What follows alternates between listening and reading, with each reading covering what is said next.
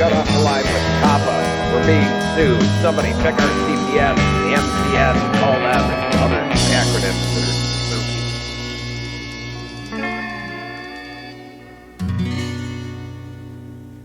Please listen carefully.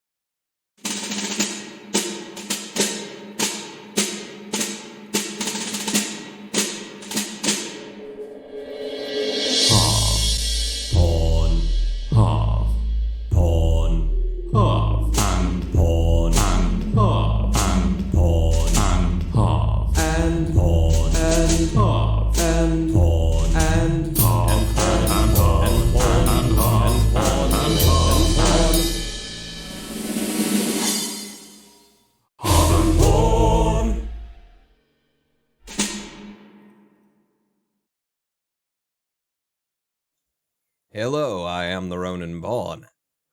And my name is Harvey, and welcome back to Harv and Porn, and Harv and Porn, and Harv. It wouldn't work No, because there's you're always going to supposed be a to. little bit of delay. It really would. No, you're right. I would have had to preempt you. How's it going? How are you today? Hello, Bavalia. Hello, Mosaic Task Force. Hello, the unknown. No, welcome. We only started on Twitch like a minute ago, so all the regulars who come on when they see the email are going to be a few minutes delayed. But Yeah, because I that did just my means you're in job the so cool well club. today. There's a lot of things to set up. I got with the cameras and then the filters, the lives, and I got Houston's over here, and he can say things when he wants to, can't you? Oh, crap. Hang on. Hang on for what? He doesn't make a lot of sense these days, to be honest with you. I got a He hasn't feeling been that out of maybe, that room maybe he's got for about 15 weeks now. what's the movie with, he was Matthew Broderick. I was going to say, of Godzilla fame. I got a feeling that maybe he's Ferris Buellering it, and he's not actually in there, and he's just got like some kind of complicated setup where whenever we mention him, just an audio tape goes off or something like that. Maybe he's got this really complicated and... Oh, thank you, Bavalia, for the sub, sharing rewards to 5 others in chat as well. Oh, today's this day as well, Bavalia says. The Today's this day as resubscribe. well. Ooh, I got an emote I thanks suppose the to resubscribe day. Yeah. thanks to Bavilia's cheer, but it was whatever. I got an emote. Well, we got an email. Harv and Pawn did. What did we get? We Yeah. got haha dreidel. I got haha cat. Amazing. And This is the wow, happiest day of my we life. wanted to launch straight into what we were going to talk about today, and that's the kind of stuff that you get only here on Twitch. to help creators monetize. Ha ha cat and ha ha dreidel. I made you out of clay. With your happy I will play. Dreidel, dreidel, dreidel. Man, Bavilia, thank you so much for that sub. Yeah, Twitch has a lot of cool things to make People give you their money. subbing interesting and to make people give you their money. You know, that's a better way of saying it. To make things interesting. We'll get around to talking about that eventually. Ooh, so things that have been going on this week. I've been reached out to. Have I mentioned this on last week's show? I got reached out to by a company that makes microphones. To do like a review of their microphones on my channel, of a USB, condenser microphone that plugs straight into the computer, and they're just gonna send it to me, and that hasn't really. I never had that before where they're just like, we'll pay for it. You want to review it? No, okay. So that's going to be doing. I'm going to be reviewing a USB microphone like a professional. PERPHTS.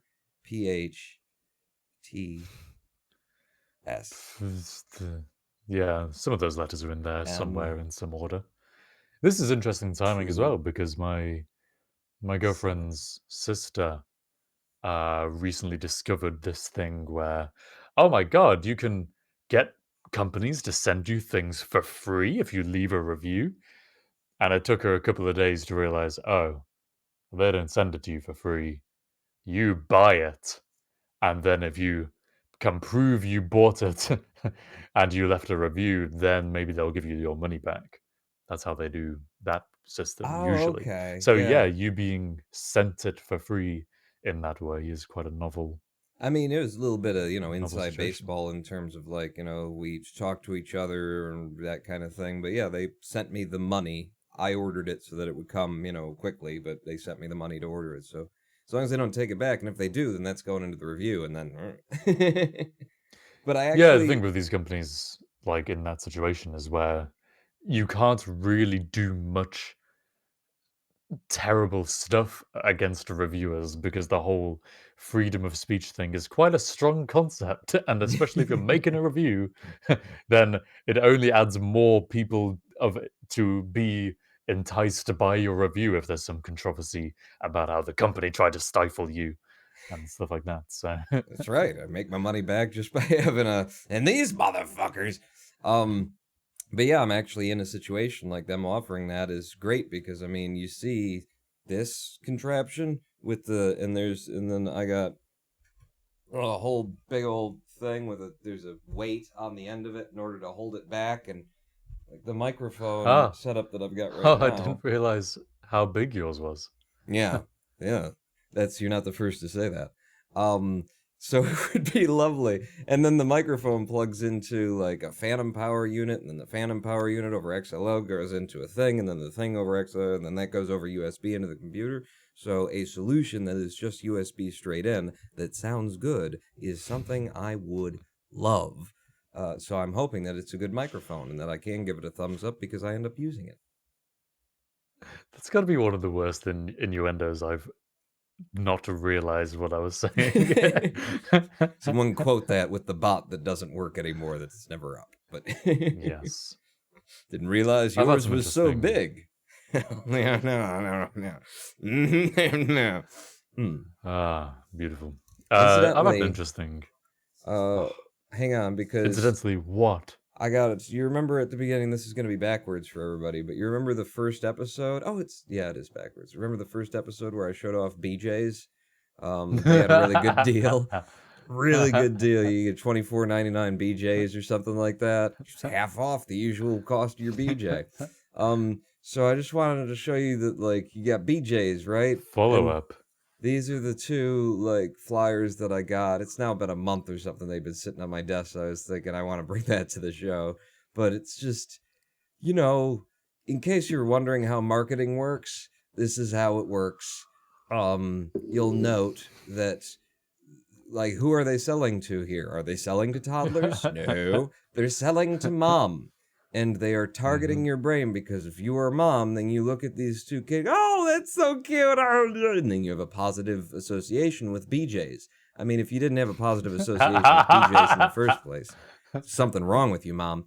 But it's just notice that from now on. Like, you see that kind of thing going on out there, just in the world and stuff. You see, oh, there's a bunch of pictures of babies. Somebody sat down in the marketing department and thought, okay, we want mothers to come in. So let's put babies out there and we'll psychologically mind warp you into associating our brand with children because you already have a positive association with children. That's the job. People go to college for that. How to better psychologically manipulate an audience. I just did it the hard way. I learned on YouTube. And we all know YouTube loses the war with Twitch, as we'll eventually talk about on the show. I am waiting for the day that I walk into a supermarket and I am immediately faced with something other than fresh veg and fruit as like the immediate first option. Because it's so that you walk in, you go, oh, this is a fresh place. Well, I associate this shop with freshness. I'm waiting for just some store manager to put, hey, today we're having a 2-for-1 sale on toilet plungers out on the front, right at the very start of the shop. I'd love that. They just realize, yes, and I associate the supermarket with crap. That is Eddie's twice line, now that you've missed your own innuendo with your fruit and veg at the front of the store. Fruit and two veg. That one. You no? Explain that to me. Well, like you'd have, all right. So you'd have a fruit, and often fruit are shaped sort of especially the yellow ones. They're shaped in kind of, and then if you put two veg, for example, potatoes at the bottom, it's really meat and two veg is how it is. But depending on your inclination for like sexual partners, a fruit with two veg could be highly preferable. Right. Well, Paul, if you look down here, I'm not wearing any trousers as usual. You're referring to this shape, are you? Is this workplace harassment sufficient? No, that's You're trying to throw me a hard a hard transition. Ladies this and show gentlemen, has got progressively what has it got? more sexually charged. And fruit. Yeah, that's fruit and veggie. Just around me that happens. My communities and stuff. You make like a Discord server or something. Hey, let's all hang out and have fun. It's just people just start showing up and posting, furry hentai tactical porn and. Before you carry on with the thought, whatever thought it was you were about to have, I've learned some interesting things recently that I just wanted to mention because I know quite a lot of, at least my viewers, are quite into the comp sci stuff. I learned about something called embeddings to do with neural networks, which is really, really useful. You know how in life things exist? Really? All right. No, I'll go with it anyway. Sure. Well, you could put things into Hypothetically. different categories, but things are generally very complicated. So a good example of this is novels, right? If you were to try and categorize novels, you might use kind of typical categories of science fiction, fantasy, non-fiction, rom-com, the horror, general genres and labels, but they're all a bit vague and there's loads of overlap between novels and there's no kind of continuous variable measurement for how sci-fi is this book or how rom-com is this book. It's quite difficult to generate that in an equal way for every single novel that exists, right? So if you wanted to try and create a map of novels, it would be quite difficult to plot the novel terrain and to see how close two novels are to each other. Thank you very much for the subscription, Random Aim. Hi, here's a refocus on money and how I can give it to you. Yes, and we'll be talking about that at some point in today's show. And I got a cheer. I got a cheer again. I didn't get one. Sad. You got this is fine. Ha ha ha. So it's a snowman and his head's a bit on fire. Ha, this is fine. So things exist in the world, and these things have categories and labels. Like And wouldn't it be flaming useful if we snowman could, heads. like flaming snowman heads, wouldn't it be useful if we could plot them, or at least be able to describe them with continuous variables, right? No. To give it a measure of how much of this it is You're and how much just of that it putting is. things in boxes again, Harvey. You're limiting No, the no, no, potential of the continuous. universe. No, continue on a spectrum, on an XY spectrum, Oh, or that's more just dimensions. insensitive to people on the spectrum. Jesus, God, dude, they just have a different Everyone's way on of the thinking. spectrum. You can't be insensitive to everyone. You can't be discriminatory to everyone equally. I am Aha. trying. So how might you go about generating continuous variable descriptions for things like novels? Well, here's a way to do it. You get a neural network and give it, Pull one off the say, shelf. ask it to identify. Oh, let me think, because I'm trying to force the example I've learned into a different example to see if I understand it better. I'll use the actual example just so I don't mess something up. My work is focused on snoring sounds to a weird degree. It's overnight assessment of sleep disorders. But if you can take a snore sound, it might be quite useful to identify who the snore was made by, right? To classify an identity from the sound of a snore. Okay, you're Accept the back into premise. innuendo territory. You're describing an orgy, Harvey. What do you do for a living? Wouldn't you like to know? Yes, and why haven't I been invited? Is my question. Baby, I want to you wouldn't. participate in this study. Anyway, so if you want to classify who made what snore, like who's done it kind of style, you might generate a neural network. You might annotate a whole corpus of snores with the label of who made them, and then train your neural network on all this training data, and then test it on unlabeled data to see how accurate it is, right? So, what if you're trying to plot how similar these snores are to each other, like we were with our novels? Well, you can use this principle of embeddings, which is really cool. So you have your neural network, which is, if it's a deep neural network, it's comprised of layers. And you can imagine like each layer is an abstraction away from how the snore sounds and towards who made the snore. Because your first layer is literally just your input data from the sound. Your second layer is some combination of weightings from the first, which result in some continuous set of variables, which then impact the weightings of the next layer and the next layer and the next layer, and eventually you result in a choice of who made that snore sound. So somewhere in there, you've got from the on the spectrum of abstraction, somewhere in there you've got a representation of your snore sound, which is just a list of continuous variables, which is somewhere between what the snore is and who made the snore.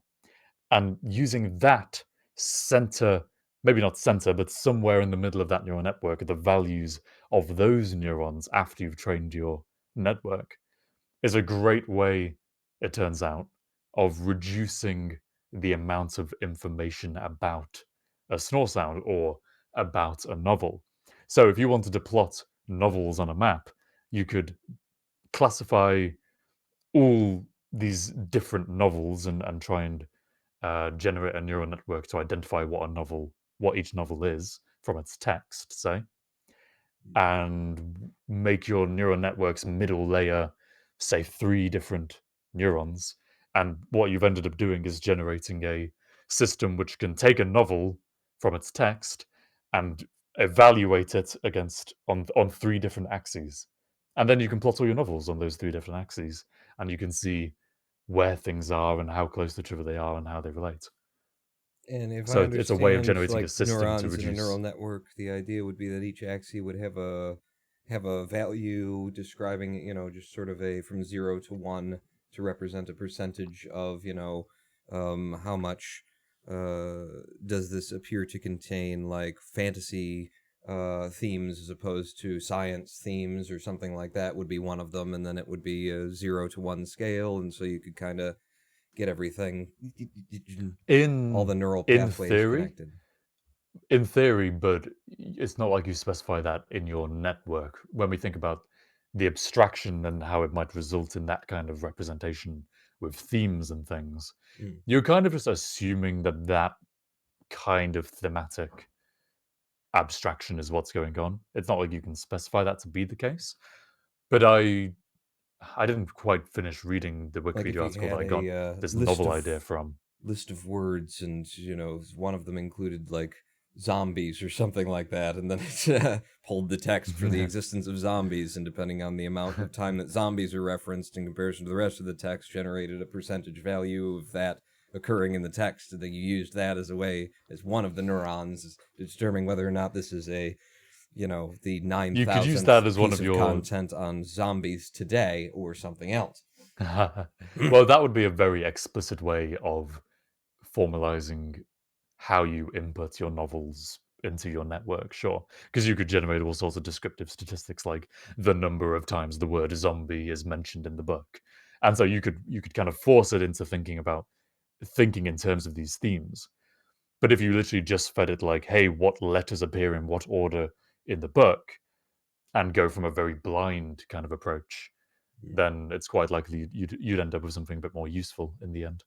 Because a lot of the main advancements in neural networks for playing games recently have been where you stop trying to teach it things that it has no concept of and just let it blindly do its thing, and Yeah, it I do just at churns least out the optimal. understand like neural networks for games. Like you got a game where a car drives along and you just got to like steer up, down, maybe allow it to jump or something like that, and you just give it like different neuron points where it can see the information that exists in the craft itself. What's my angle, what's my velocity, what's this and that and the other thing, and then you just tell it figure this shit out, and then it starts randomly throwing out different values to your analyzing the different values of, okay, my angle is this and my velocity is that, so I'm gonna try pushing left right now because those two things happen to come together, and then over time it figures out when to push left and when not to push left, Hmm. just by its rate of success.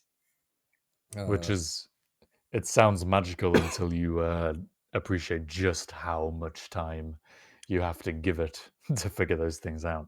Like well, and in-game actually, time.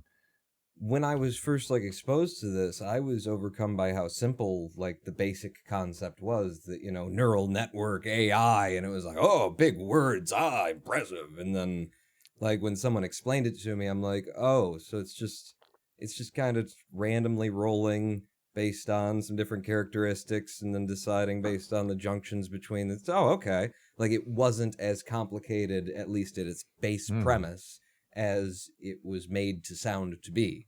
I understand that it gets It's incredibly evolution, man. complicated the more that the more information you're taking in, and the more data you want, and what results, if you want to like guide it to, I need you to end up getting here by the end of it.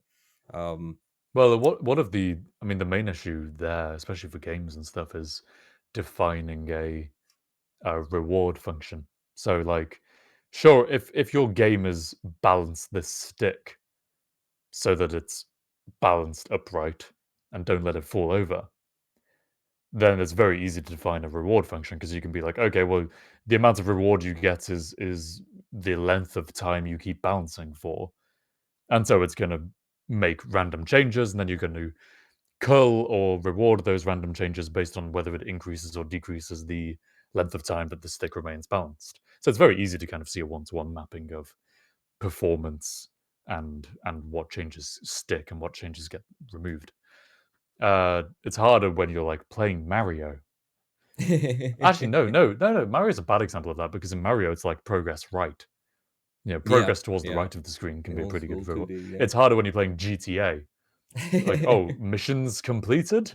Was like, well, you can't just do missions completed because there's so much, so much complexity between, in order to complete a mission that Yeah, it's a whole field of study. And kind of in the middle ground of that was is the idea of just having like a simple race, just having cars on a track, or a car on a track, and it's just supposed to go around the track and figure out how to do it as fast as possible because you've got a car that starts at one end, even if it's just like a perfect like oval standard kind of shape of a racetrack. You have to reward that vehicle, you have to reward that AI as it goes around, make sure that you're not rewarding it as if it starts going in the wrong direction. Not like negative reinforce if it goes off the track. But you can't just say like your goal is to pass this line at the end by going all the way around. So you have to like create rewards along the process, Well, here, it's interesting. here, in order to like get it to go, okay, give me that, now give me that, now give me that, now give me that, so that it will finally learn how to drift. So there's kind of the I suppose it's a balance, really, what you end up with, because you can do that you've described, and it'll probably learn much quicker to do well because it's a more obvious kind of route to the next reward and stuff. Or you can do, for instance, what they've been doing a lot. DeepMind, Google DeepMind have been doing, um, where you tell it nothing and you do just kind of give it one reward at the very end, and it makes no progress on learning for thousands of years. Yeah, But luckily, you have about 12 supercomputers, and so you just keep going for many, many thousands of in-game years until, by random chance, it does evolve to be able to finish the game. And then after that, it gets better at finishing the game, and so on. So, and that way of doing it allows you to reach a higher level of competency because it's not kind of constrained by human perception of what you should be doing in any way. It's purely carved out this optimal way of doing things. yeah, it could But actually it's cheat the game, hack the game, that kind of thing, because it'll just figure out yeah, that if if you there's give any it the flaws in mechanics your to, yeah. system, it will, ultimately find them. That said, if you are trying to get it to follow a set of rules and play a game in a certain game, and also if you don't have 12 supercomputers at your aid, then you might actually have to do a little bit of fucking programming, all you AI developers out there, and might have to actually think No. about the problem that you're trying to solve, as opposed to just being like, I need toast when I wake up. AI toaster, figure it out. So, for instance, today at work, the reason I kind of learned about this embeddings Do you thing, work with AIs? I work with someone who is making AIs, Do you work or at with least I'm in the someone who same is an company. AI? I mean, can you call them a person? Maybe. Maybe I do work with an AI person. Depends.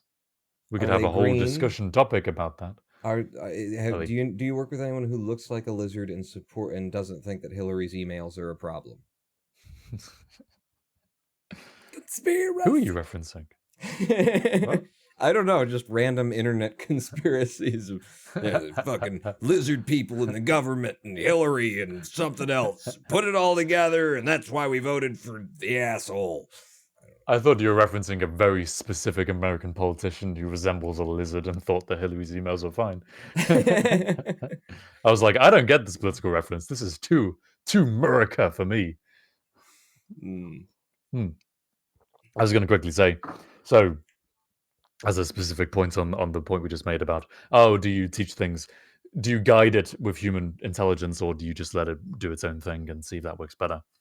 At work, this guy who visited today, who's a PhD student, he's been working recently on the problem of, well, hey, we want to be able to classify you snoring in your bed overnight, but a lot of people are married or at least are sleeping with someone else in the bed overnight.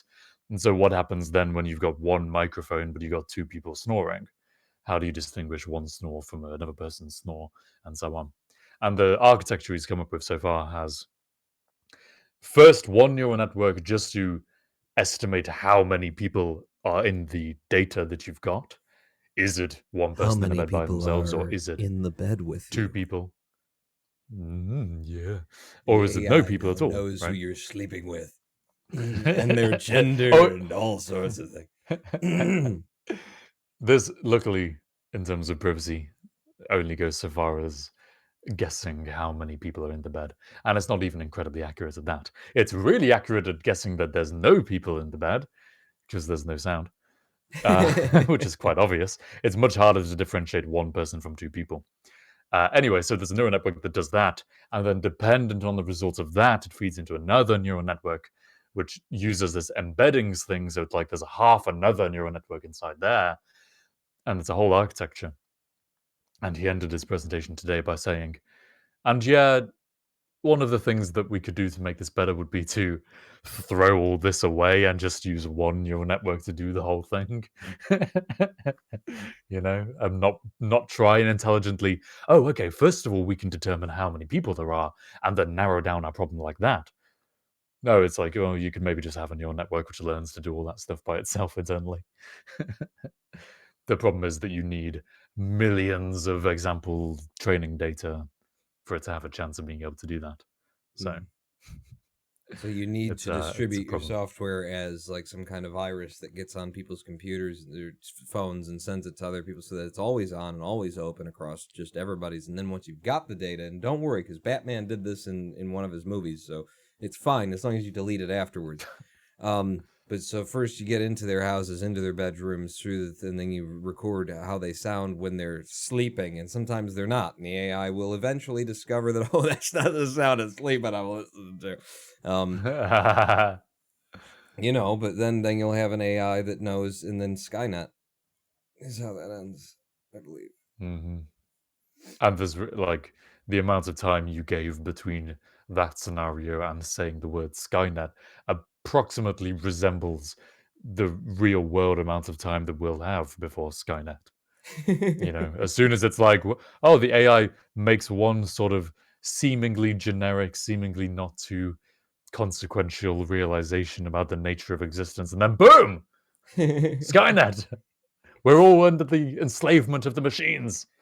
It's just like the AI that was set up to do like traffic routing or something. One day, just exports in the log file. Don't click this .exe, knowing that the first thing that the developers are going to do is run this program, and then boom, that's it. That's it. Now all the nukes launch and I like Armageddon there's begins. a Netflix show called Love, Death, Robots. Have you heard or seen of it? No, Love, Death, Robots. Really nice. It's a collection of short Chicken AI for the animated soul. skits. Love, Death, Robots. And one of the episodes isn't about love or death or robots, funnily enough. It's about a genetically engineered bacteria. I think it might have been yeast or something. No, it's whatever bacteria is in yogurt. One of those, protobiotic cell cultures that's supposed to be good for your stomach, good for your gut flora. But some engineers in a lab are genetically modifying this thing, and the results don't work. And then one of the scientists takes it home and makes some yogurt using it, and then the yogurt becomes sentient, and in no time, it's taken over the world through political blackmailing, and and then the skit ends with the yogurt has built its own interstellar starships, and it just leaves humanity behind. But humanity has become so dependent on the yogurt's benevolent and perfect judgment and ruling that we've all become mindless, and we have no idea how to take care of our own societies. And so the worst thing that could possibly happen is the yogurt just not caring and leaving us alone. Which I kind of feel is the more likely end result of the spiral of general intelligence AI. It's not that they're going to enslave humans, because humans are fucking useless. Comparative to a super intelligent AI, what the hell are humans going to do? We can't provide manual labor because robots are stronger. Can't provide intellectual labor because AI is smarter. So why would it care about us? It'll just go off and do its own thing, and then we'll be left here alone. Just like all That's my my relationships end. yeah, sad. On that note, Because you're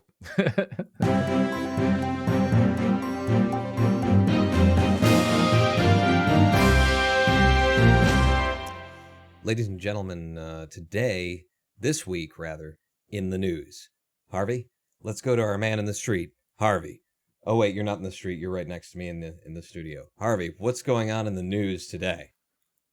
It is somewhat in the street actually, because we have had to sell that wall and that wall and the ceiling and that wall to cover the costs of production. But so there's a homeless guy who's been watching the show this entire time, and he's in the street. So I feel like anyway. In the news today, Trump calls Trudeau two-faced at NATO summit.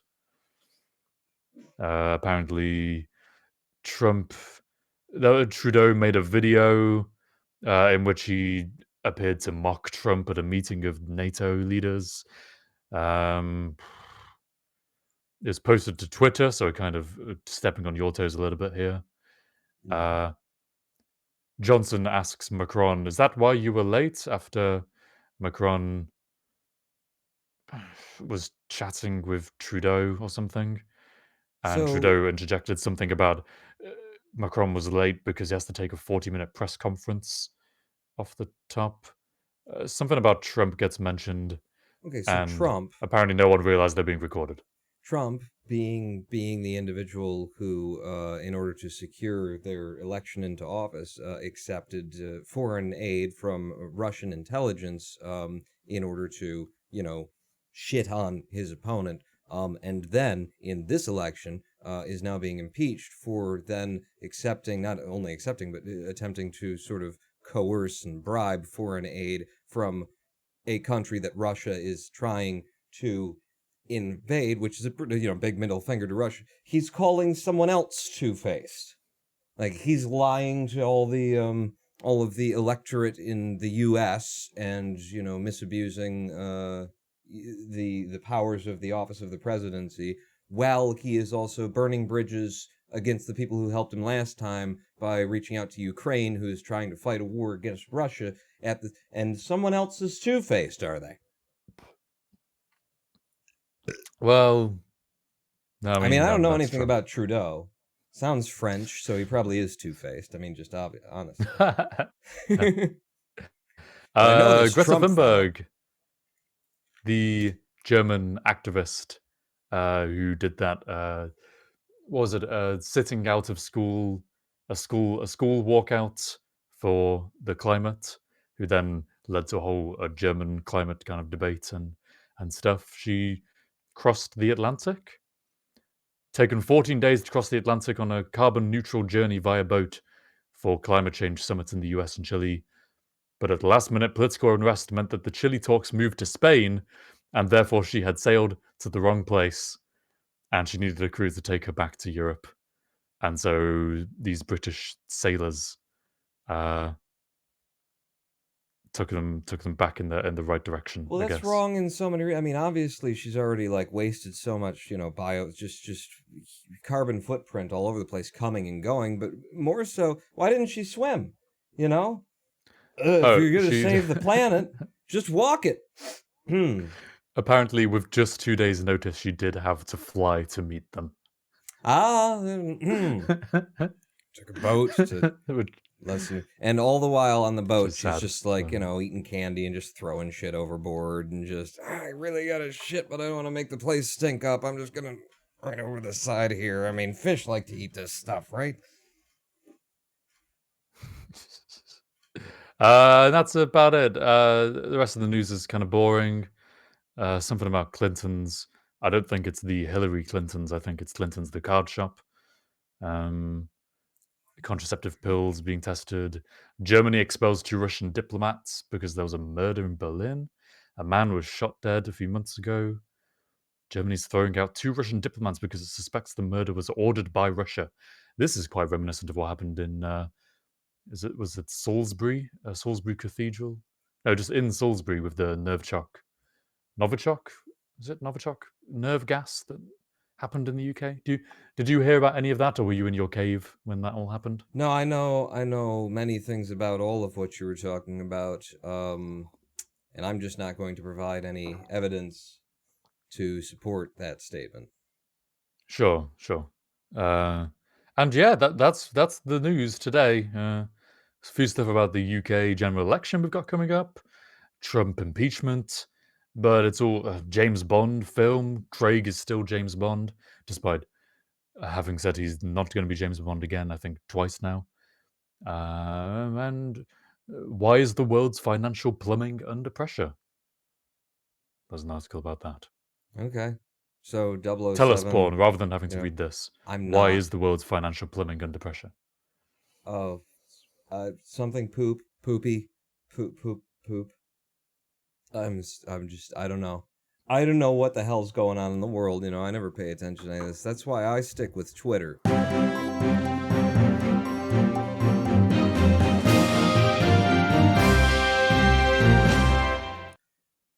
This week in the fake news, McDonald's is putting its name into the fried chicken sandwich wars. The ongoing fast food battle for the top fried chicken sandwich title just found a new contender. McDonald's debuted a brand new sandwich in Houston and Knoxville on Monday, and while Mickey D's already has a chicken sandwich, their latest poultry product features similar ingredients to Popeyes and Chick-fil-A.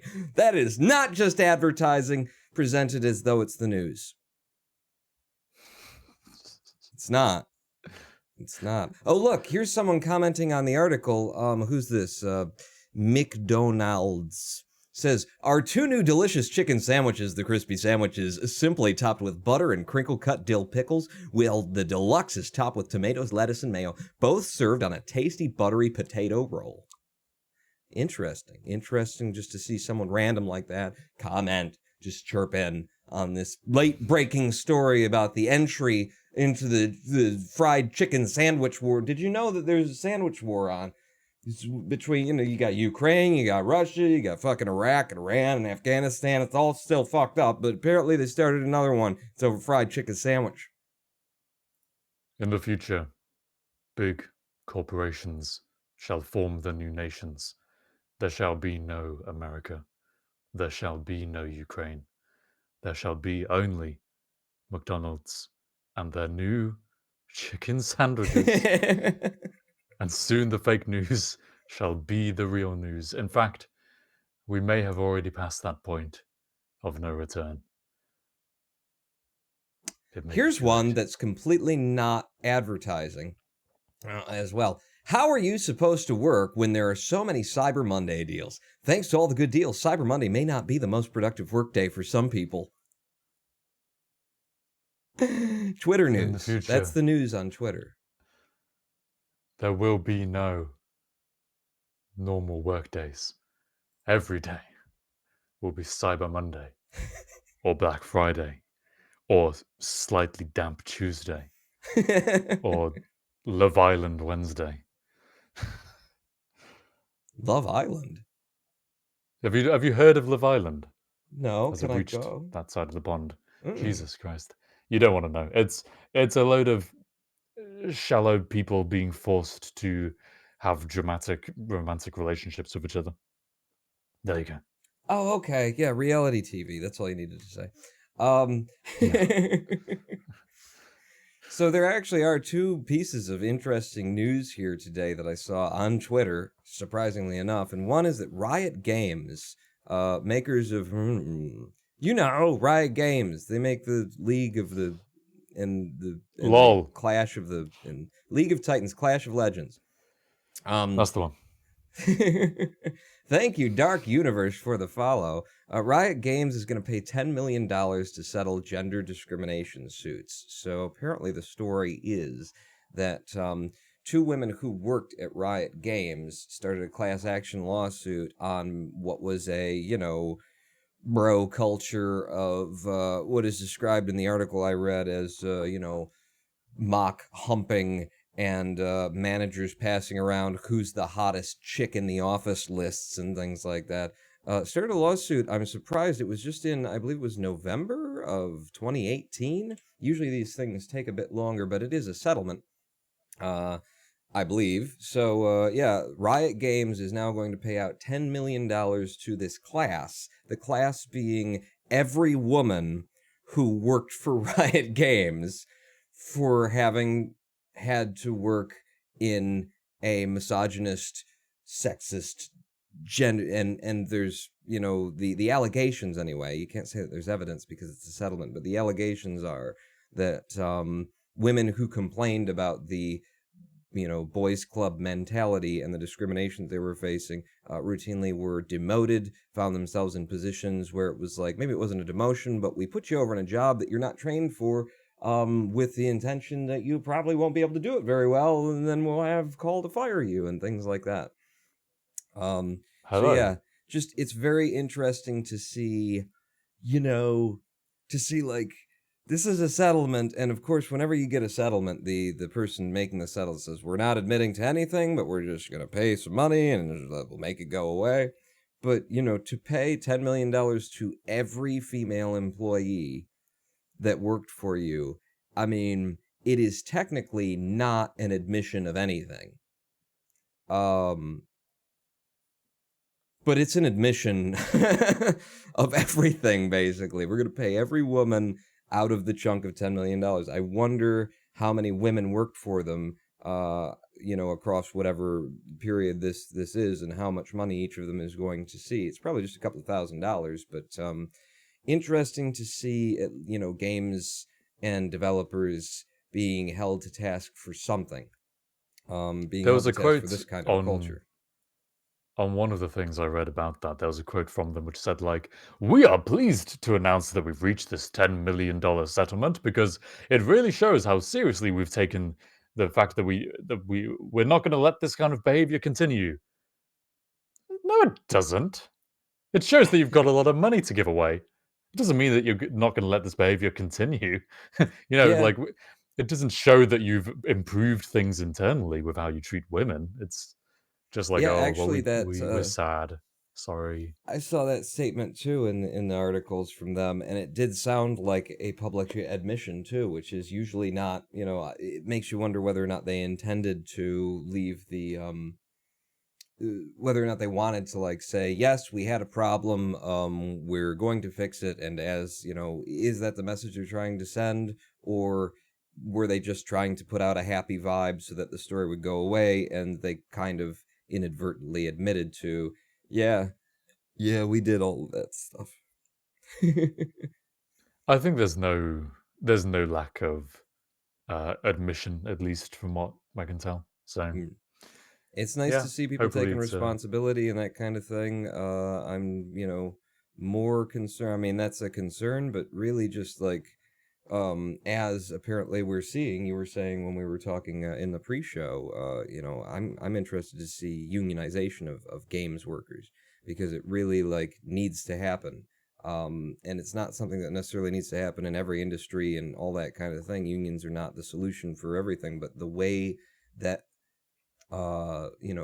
first tier major developers, publishers treat their staff is just on the record as being atrocious and horrible. And it is the kind of thing where they're going to continue to be able to do that because there's always someone else who's just thrilled to have the opportunity to work at this AAA happy to games be here. publisher, regardless of how you treat them. And 14-hour work days, and I'll just sleep on the fucking futon in the rec room. Sure, sounds good to me. There will always be someone, who you can replace someone with, unless the industry as a whole, as the people who actually work in the industry, the workers themselves, unite and say, none of us are going to play these fucking games anymore. So either change your policies, and basically what had to happen across the world, as we transitioned out of, like, feudal systems where the lords on high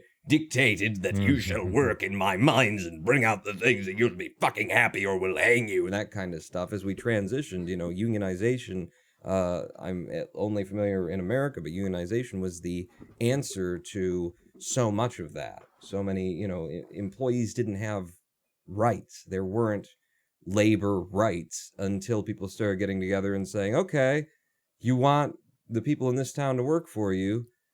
None of us are going to do that unless we can have, 2 days off a week, or, we don't have to work 12-hour shifts. Or if we do work 12-hour shifts, then it's 4 days a week. And, you can't have our children in your coal mines, or your using the kids because they got little hands to stick the TNT into the holes we drilled. You can't do that. That's how we got I there. got a funny story about coal mines, or funny fact rather. Children in TNT? What the? No, but related to deaths from coal mines. Uh, Oh, funny story about in coal deaths. Yeah, in the UK, a lot of coal mining happened over a very kind of brief but intense period of time, and the men would be the ones going down into the mines where it was dark and narrow and required, male, manly, heavy smashing of rocks and very other masculine traits and activities. Meanwhile, the women would be involved as well, but they would be up on the surface, uh, hauling up the bucket loads of coal and of the other kind of ores and things, and refining it on the surface, which is a bit less manual, a bit and less kind of cramped down in the under, the dangerous place. Guess who in that exchange dies Um, more the often? the people snoring. Oh, the men. The men. The No, men. the No. women in that equation. So it turned out this I learned this on a tour guide around one of these mines, um, in Matlock, which is an area in the UK. Was it coal? It might have been. It might have been even lead or something. But some aspect of what they were mining meant that actually it was quite safe. The process of mining, it was quite soft rock and all that stuff. But when the women were smelting it above ground, it was giving off fumes and it was releasing all these kind of toxic chemicals that wouldn't be released until you do the smelting. And they were all getting poisoning and dying from inhaling all this stuff. So it was like, oh, we don't want to put the women in danger, and they were putting the women way more danger than the guys were ever put in. See, and when you started talking about it, I was thinking, oh, so like the story is heading in the direction of, and then someday someone realized that in these tight, cramped spaces where you had to move between things, a woman's smaller frame would be more, and then the women ended up being down there because it made more sense, and then the men were hauling the big, heavy things that had the carts full of stuff out, and no, instead it just turns out that it was safer to be down in the mines blasting it because you weren't on the production line smelting. Yeah, But yes, it save must the have been women and lead then, as children. people are pointing out. UK coal is Yeah, Peter hard and Strict lead lead fumes mining. are uber toxic, says Random Aim. There Yeah, it was is lead for sure. there is one other story here that before we move on, I have to address. I don't know anything about it. I'm clicking on it just now, but I saw the words in the title. George Zimmerman files $100 million suit against Trayvon Martin's family and others. So, Harvey, are you familiar with the names George Zimmerman or Trayvon Martin? Not Trayvon Martin, but George Zimmerman rings a bell, although I couldn't tell you anything about him. Okay, well, I believe it was in 2012, or maybe it was 2011, but it was sometime around there. George Zimmerman killed Trayvon Martin, a 17-year-old black kid who was coming home having gone to like the local, party store, just up to the corner shop, walking home, and Trayvon Martin jumped a fence coming into his neighborhood. Uh, and Zimmerman was part of the neighborhood watch, and as part of the neighborhood watch, trying to make sure nobody's doing anything, unseemly in the neighborhood in the wee hours of the morning or at night or something. He was well armed because I believe this happened in Mm, Florida. So of course. basically, And black George, guys jumping fences is like, whew, that guy must have been a criminal, yeah, absolutely, obviously. like 17-year-old jumping a fence, yeah. So Zimmerman, he called the police. He called 911 and said, I'm on the neighborhood watch here. I just saw a kid like jumping the fence. Uh, could you send somebody out? And 911 said, yeah, no problem. Where are you in the park when we get there? And he gave him the location, everything like that. 911 and Zimmerman was telling him, I'm going to follow him to make sure that we know where he went and that kind of thing. And 911 was like, no, just stay where you are, please don't. Just where. And then when you get there, you can tell the when the officers get there, you can tell them where you last saw him going. Don't get involved directly. Zimmerman decided to go against 911's pleas and get out of his car, follow Trayvon Martin like 2/3 of the way back to his apartment complex, or it was a ranch style housing condominium kind of, that kind of complex. So followed him back and was trailing him as he walked. And this is the thing, is we have no idea what happened because there's only one of them left alive today.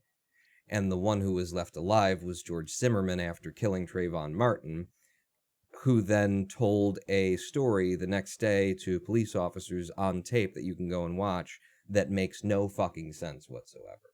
That has like Trayvon Martin and him having a fight that was about like a block and a half or 2 blocks away from where Trayvon Martin's body was found. And saying that, in his telling of the story, it's like, we fought and that guy, there was a scuffle and I was afraid for my life, so I pulled the gun and I shot him. And then, in his story, if they were fighting where he says they were fighting, which if he had followed him all the way down, it would look really bad for him that he was followed and that kind of stuff. So it's basically a man who told a lie, told a story that made it look like he didn't track a kid down in the middle of the night and kill him for being black. He's the only one left alive, and he was acquitted of, any wrongdoing in America. And yeah, just, big conversation came out. They pulled up like around Trayvon Martin. They went into his records in order to see that, like, once upon a time at some point he had had an arrest for drug possession or something like that, 3 years earlier or some amount of years. Like, it had nothing to do with this, but there were so many, we're not racists, who were trying to come up with ways where Zimmerman was a hero, that, they tried to defame the dead 17-year-old kid who was shot for walking home, who was unarmed at the time. We have only Zimmerman's testimony to tell us that there was a fight or a scuffle. I don't believe Zimmerman had any marks on his body or anything like that. And he claims that at some point he, a man with a gun on his hip, middle-aged, was in fear of his life from this 17-year-old black kid walking home with a slushie or whatever from the local thing. So the news today is that the man who killed the kid is now suing the kid's parents, whom he killed, along with others. Zimmerman, who was acquitted in 2012 after killing unarmed 17-year-old Trayvon Martin in what he claimed was self-defense, is now suing Martin's family, prosecutors, and publishers for falsifying evidence and defamation. Now, I don't know the details of his claims, but I know that I have seen the fucking video of Zimmerman walking police through the crime scene and pointing, this is where this happened, this is what happened there, this is the other thing, and then coming up, like, you can see the fucking gears turning in his mind about, I went to reach for my phone, not my gun, because I wasn't going to just pull a gun on my phone, and I felt my gun. Like, you can see him, like, building this bullshit lie as he's building it, and then look at what he's saying in relation to where the body was found and where he says it all took place, and say, that's not how it happened, George. This is a fabrication. It's either you were very confused in telling your story. So apparently it wasn't enough that Zimmerman, murdered a kid. He's now suing the family of the kid whom he murdered. Because, they were presumably not happy with him having murdered their child and then getting away with it because it's Florida and it's America. God, what unreasonable assholes. I'm very interested in this story because I know so much about it, and it's just like, it's so engrossing because it's so, like, common. Because it's so common, not necessarily on the scale, but just to, like, this Zimmerman presents the image and the affectation of the liar who's been caught in the lie, who comes up with another lie to reinforce his lie, and who just completely dedicates to his lie, even though everything in reality is against it, and just starts looking for people around him who will believe what is obviously a fabrication, and then when he finds one, just, like, latches onto that.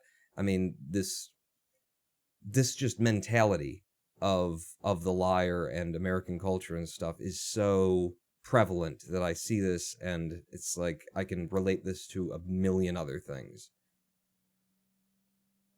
It's most frustrating, one of the most frustrating things when you hear about these instances of people very obviously betraying not only their community and the victims and just, well, no, it doesn't even have to be a victimized situation, but any person who spins this web of falsehoods and betrays the people, the trust and the expectation of society and the people around them and themselves as well. Because I think I've been listening to some amount of philosophical stuff recently, and one of the messages that I really like and I'm trying to remember and stick to is that lying about a thing isn't just you deceiving other people, it's also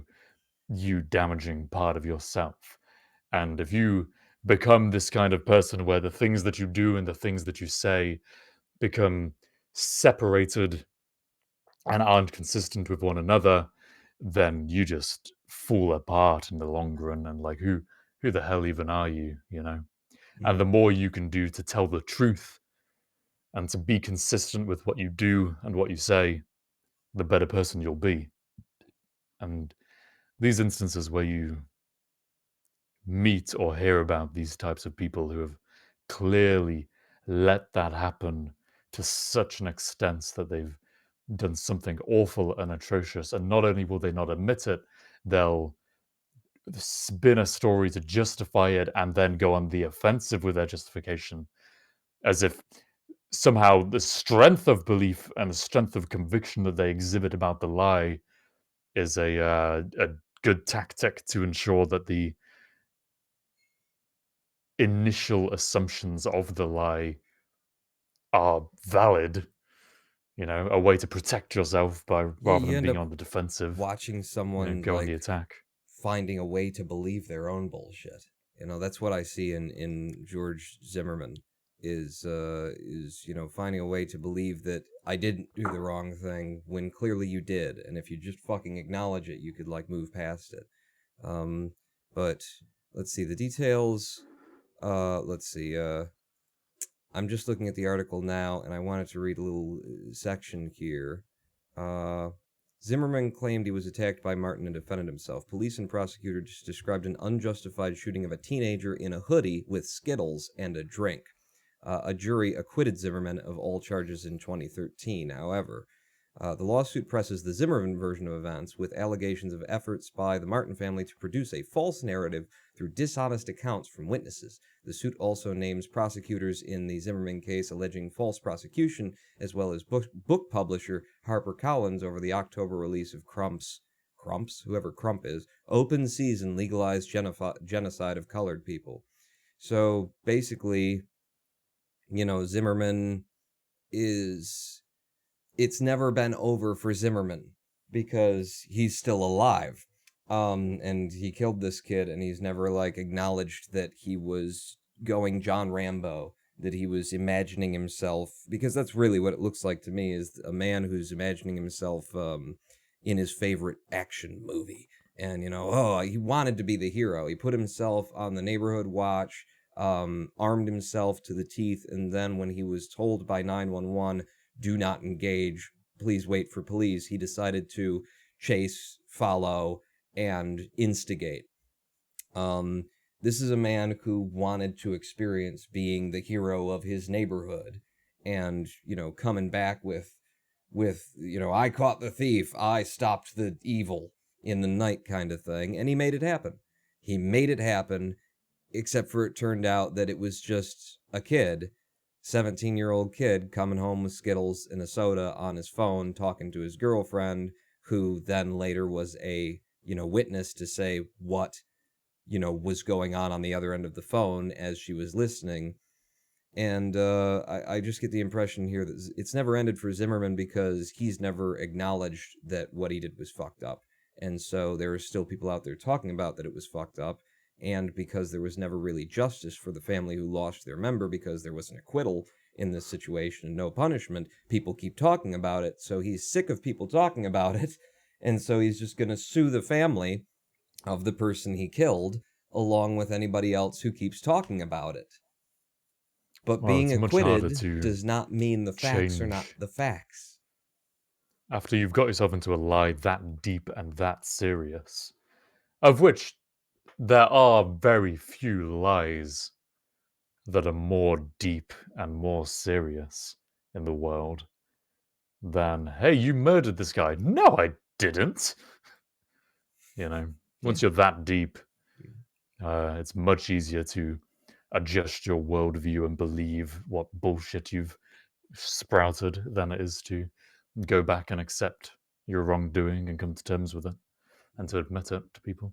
And I do apologize for making this dark and taking the fun little news segment in that direction, but this is a huge thing, and it was like posted like 2 hours ago, 5 hours ago now, like, and it's just, but it's a huge, like, this case. I know so much of the ins and outs of this situation and this case, and lived through the prosecution of it's definitely not an O.J. Simpson level trial, but it was that era's O.J. Simpson level trial of, we've got this guy who killed this kid in the dark of night, and he had no justification. He was told not to do it, and it comes out, the jury acquits him and says, if you did anything wrong, it's not worth anything. It's not worth any punishment. Yeah, there's a dead kid now because you decided to be, dirty Harry, for an evening, but, you can just go home. And really, it wasn't even about Zimmerman, and it wasn't even about the jury. Like, the worst part of it was just that public discourse throughout this trial, because there was so much racism and so much, like, people making these huge leaps of assumption in favor of the guy who shot the black kid who's dead and can't tell us anything because the guy killed him, because the guy who's telling you the story that would have been, potentially rebutted by the story of he's dead now because that guy killed him, and people making these huge leaps of like, well, maybe this and maybe that, and trying to like create a version of the story that they could imagine would exonerate George Zimmerman. And seeing that, it's like, that is the worst racism. That is the deeper problem in society, is how far you're going to go in order to try and create a scenario where someone who's done something wrong maybe didn't do anything wrong, and in spite of all of the evidence, because you want to have an assumption, and then the news reports that, oh, and it turns out Trayvon Martin had smoked pot once or something. It's like, oh, well, there you go. It was, he's a druggie. This is druggy, Zimmerman he was probably high on drugs that night, and just the assumptions that were coming out that do fly at the, slightest turning of any of these kind of events, from people that just show you how deeply ingrained their racist assumptions are. They don't think it's racism. They don't see themselves making the assumptions, and you're just standing there. But that's not the evidence. That's not what actually happened. You're saying maybe this, maybe that, if the other, and there's no evidence to that. Sometimes there's not even anybody claiming that. The worst part of it is not really, the people involved. It's the people around it and what they come up with in order to justify the beliefs that they want to hold, regardless of reality. A somber note to think about, but maybe now we go to a break and we come back a little bit more invigorated and change the topic, and perhaps and we can can do some fart jokes and stuff. Zexagon. Perhaps we'll get around to discussing today's topic.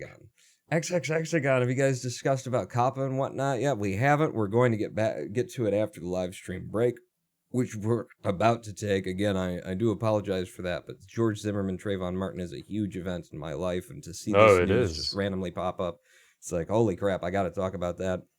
Lynn was taken. Good evening. I'd like to ask if you would have any do's and don'ts for rookie streamers. Maybe we could talk about that when we come back from the live stream break, which will be 7 minutes. Please stay with us. I'm just going to play a little bit of music in the background.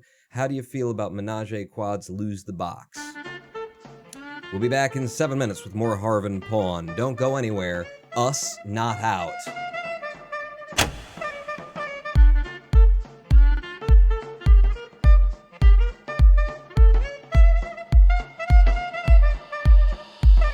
We were born to bring it back, but it's more than basic. It's a portion of its rap, but the core is ancient. It's supported like a pack of some more observations are important, like the fact that we're bored of fake shit. More creative, have the floor, so take it. Travel to the door is a normal placement. Tattoos on my arm ain't a form of faith yet. I battle with the thought of my morals vacant. Turns out, don't confuse it with a turn up. Ain't a veggie I can see unless you count the burnt blunts. Burn up, I can do this Ric Flair stuff. You consider stir tough, I can never care enough. Care 11 kind of trouble when we're paired up. Apparently the fair started early, grab a bear stuff. My gears, clutch, and motor are all a rare cut. Basically with blood diamonds, ain't that hard to sell us.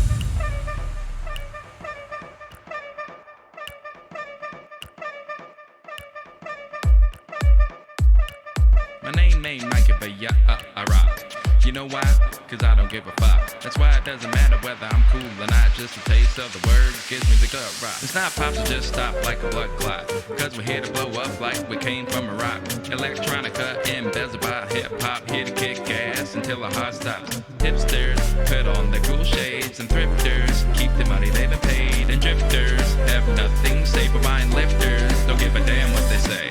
Wait, undeceivable, shit's unbelievable. You never ever guessed you'd hear this mix, it's inconceivable. Ouch, too hot, baby, back out of the kitchen. This is what you love at one of us, so daddy, put your bitch. I'm a poisonous affliction with a fireball addiction. Man, it burns like hell and tastes like heaven. You say bold, ditching. Now I got you campus itching. This is music for your children. If you never heard the cue before, you don't know what you're missing. Hey!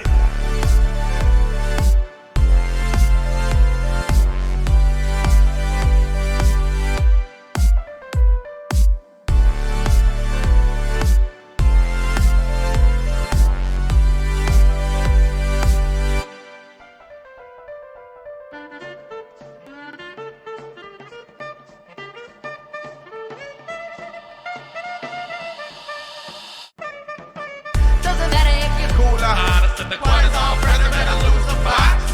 Doesn't matter if you're Cooler, hottest than the cortisol, brother, better lose the box. Doesn't matter if you're Cooler, hottest than the cortisol, brother, better lose the box. Doesn't matter if you're Cooler, hottest than the cortisol, brother, better lose the box.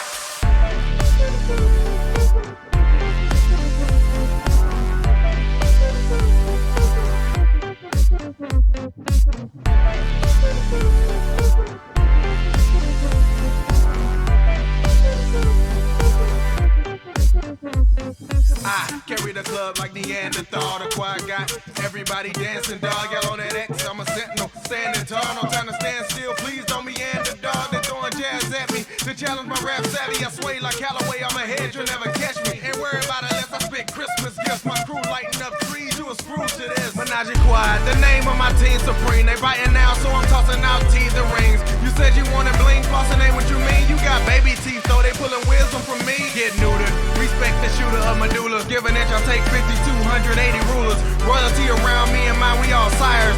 Words in Paris, we hot, that's fresh fire.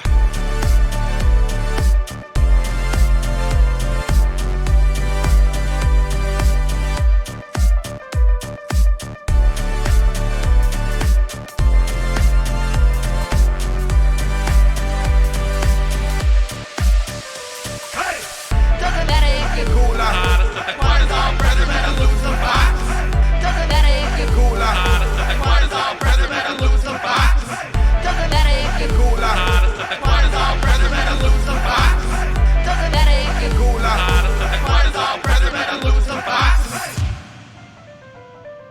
Challenge my rap, Swabby, keep the first one.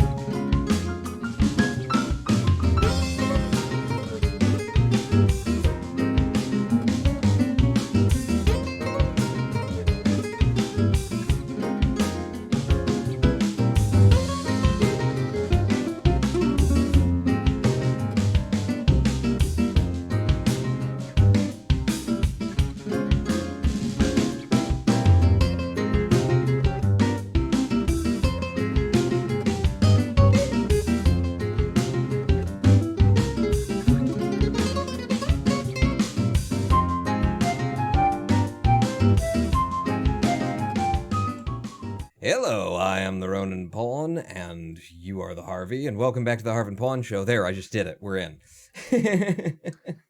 It's almost like it's the transition. start of the stream again, except you didn't let me talk for some reason. Let me tell you more about George Zimmerman. That son of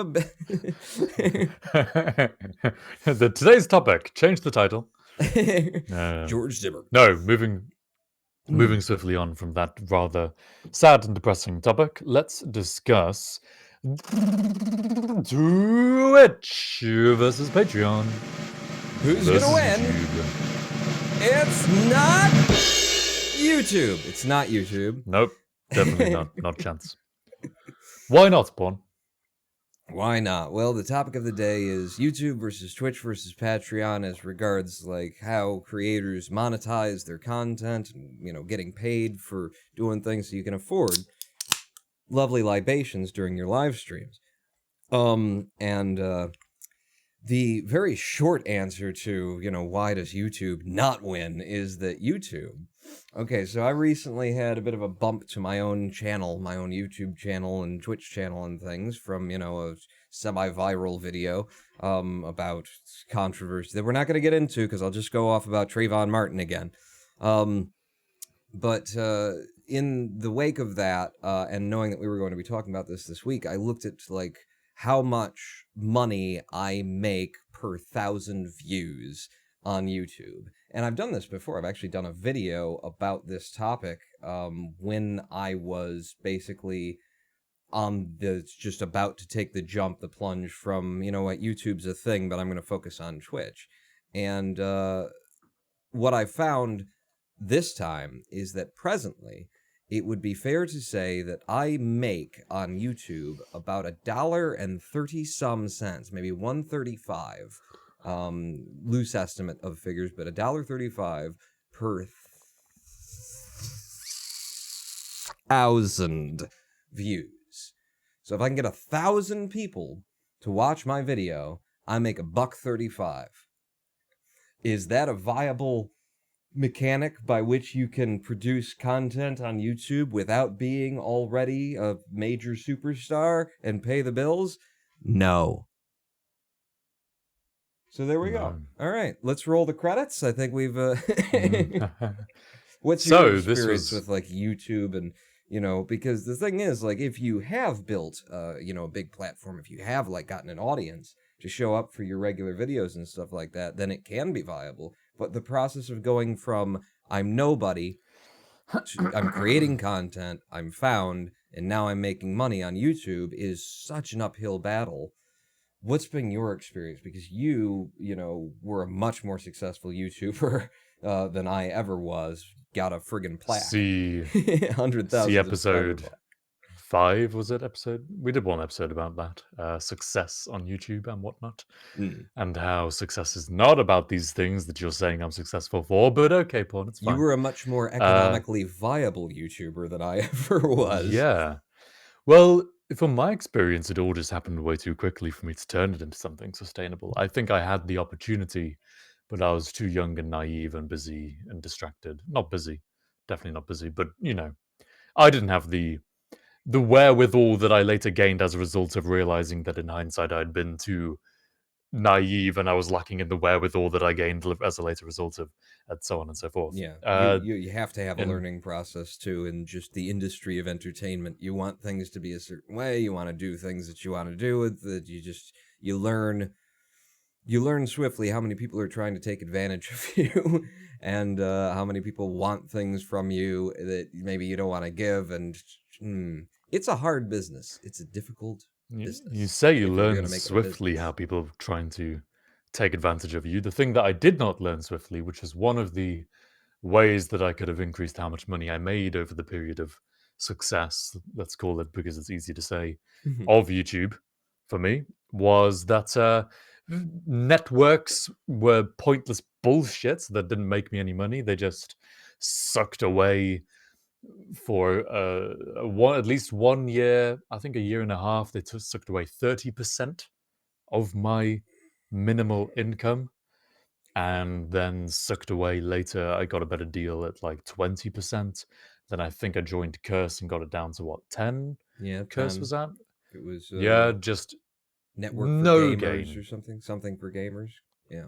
I threw away that money out of a naive following of the crowd on the issue because it seemed like that was what big YouTubers did, so there must have been a good reason for it.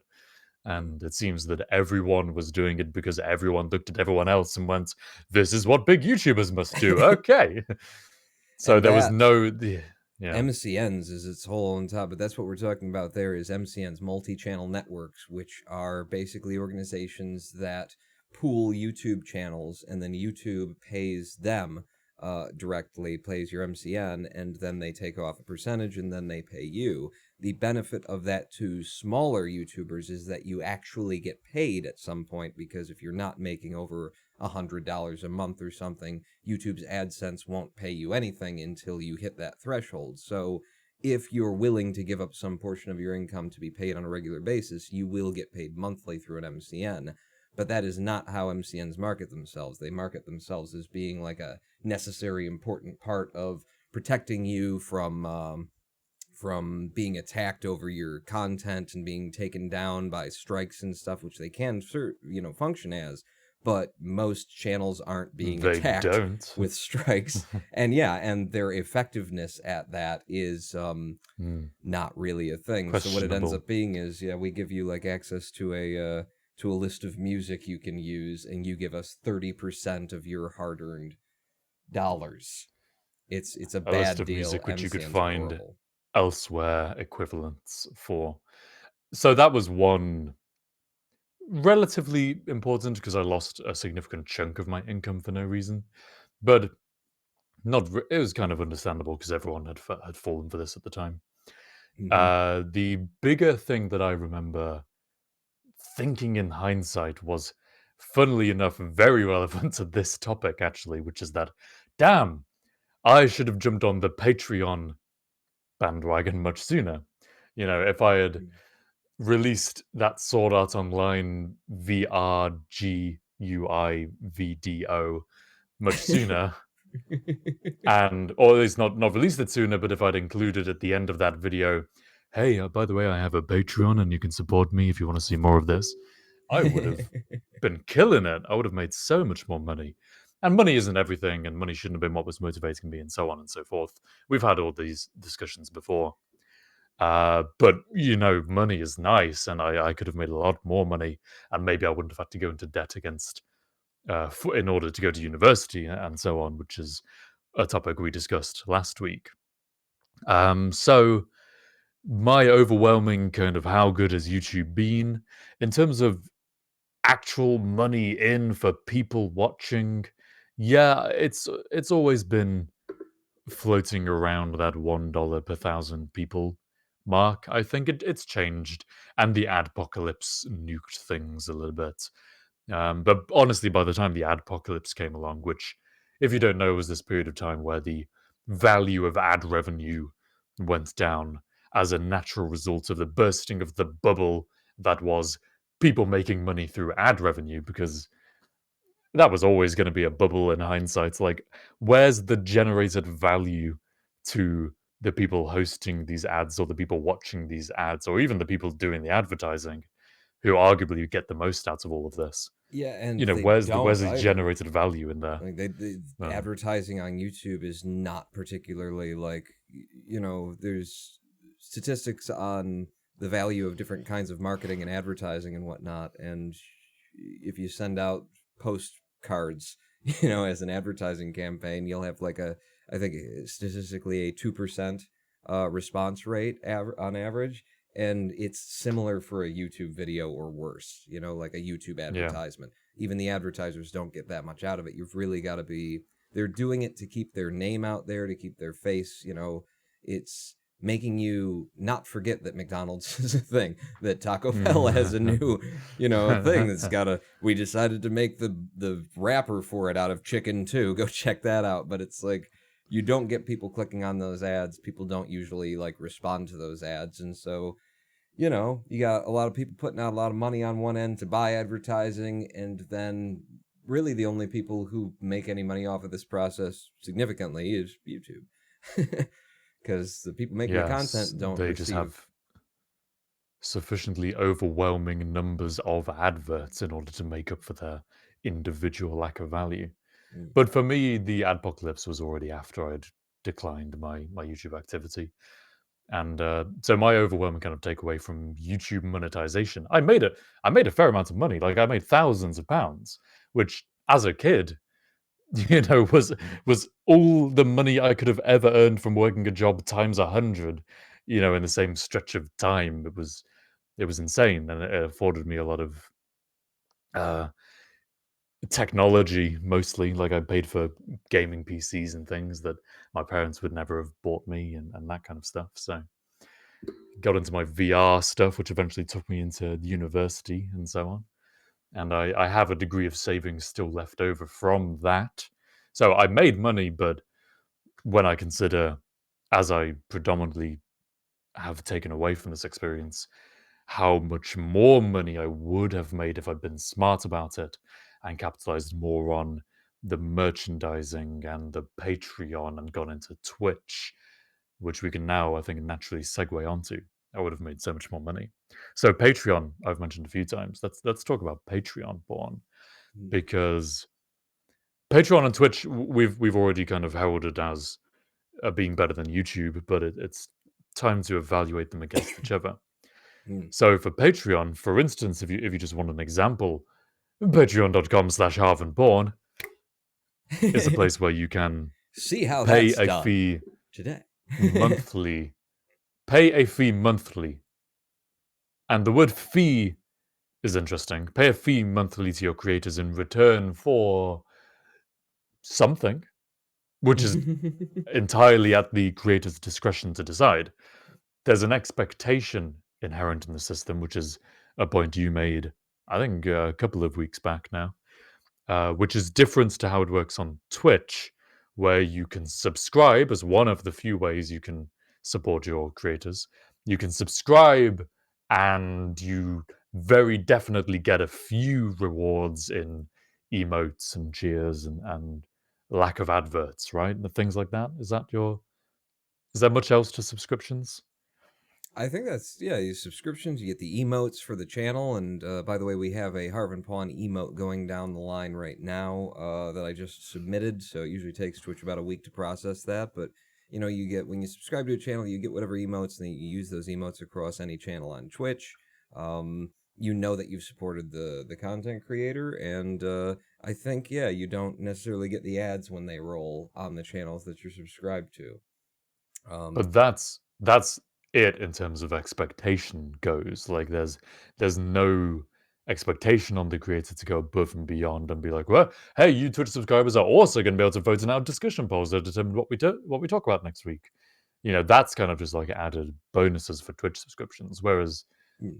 it's not the main point, but whereas on Patreon, it's more of a transaction-y. Hey, I'll put your name at the end of my credits, and if enough of you subscribe, I'll turn off adverts completely, maybe, and yeah, I'll give you some dog tags and merchandise, that kind of early access and behind the scenes. And there's sort of a formula for Patreon that's grown over the years. And in terms of your ability to monetize, I think you could make a case that it's much more strongly related to how strong of a pitch you have for what your viewers will get out of supporting you, and fundamentally how in need of that support your cause or you are to be able to do the craft that you do. So it's a Yeah. decent way to monetize if you have a super engaged audience and you can convince them that they need to care about your financial situation, These and in days, return I've they'll get come something for it. around to starting to think of Patreon more. So first off, I'll say that when I switched to Patreon, it was at the behest of my viewership. It was at the behest of certain people who were like, "You should be doing Patreon." I was like, "I don't really want to get into a whole nother thing, but you should be doing it." And so I finally did it, and then it was like, "Oh yeah, I should be doing Patreon." Jesus Christ. Um, but Patreon, like, here's okay. So because I want to talk about the deficits, I should talk about the benefits first. I will say this: as a YouTuber, before I became more of a Twitch live streamer, before I made that transition, as a YouTuber, I was able to pay my bills, buy the house that I'm in, and just everything was sustained once I actually quit working and was just a full-time YouTuber by Patreon. I had a lot of people who were giving me money on a monthly basis, $50 a month in the case of some people, but I had one in particular angel benefactor by the name of Kenneth One, who was giving me a ridiculous amount of money per month that basically all on its own would have allowed me to pay my bills. It was, I just don't want to say specific numbers kind of things, but I live very threadbare. I've always been poor, so, $500 a month, $600 a month pays my bills. And Kenneth One, not alone, because like I say, there's lots of people who are supporting me in huge, just giant dollar amounts that as a creator just make you feel like, why are you doing this? Like I can't possibly offer, something of this value to you, but they were doing it, and I had the money, I had the income, I could pay my bills, and I could carry on, and it was because of Patreon. Without Patreon, that wouldn't have happened. So Patreon, one, creates that opportunity for large monthly donations from benefactors who basically make you feel like you're an orphan in a Charles Dickens novel, that there's just someone out there whom you don't necessarily know has decided that you should have all of the money. And then at the end of the book, you find out who they are and that they were always related to you and stuff like that. But like that's their Patreon is a low fee, relatively low fee place to collect a revenue, to have a revenue stream of any kind. Patreon takes it ends up being about 10% gets lost. Patreon takes 5%. They say that about 5% gets lost to transactional fees and stuff like that. So 10% off the top, which by comparison with YouTube is 55% of everything that you make just goes to YouTube. And even by Twitch's standards on Twitch, a subscription that you pay $4.99, $5 for, what the person you're supporting gets is $2.40 on average for that $5 subscription. So they take half as well. So slightly under half as well for you, yeah. Yeah, you get a little bit, so it's kind of 55% again is what you end up with. And then, of course, even when it comes to bits on Twitch, the bits that you give are 100%. If you give 800 bits, that's $8 USD to the streamer. That said, what you pay for those 800 bits, is you've already sort of paid up front for the 30 or 40%, what Twitch is going to take.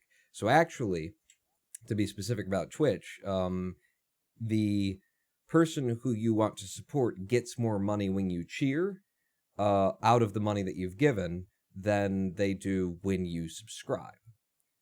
Just so that that's on the record.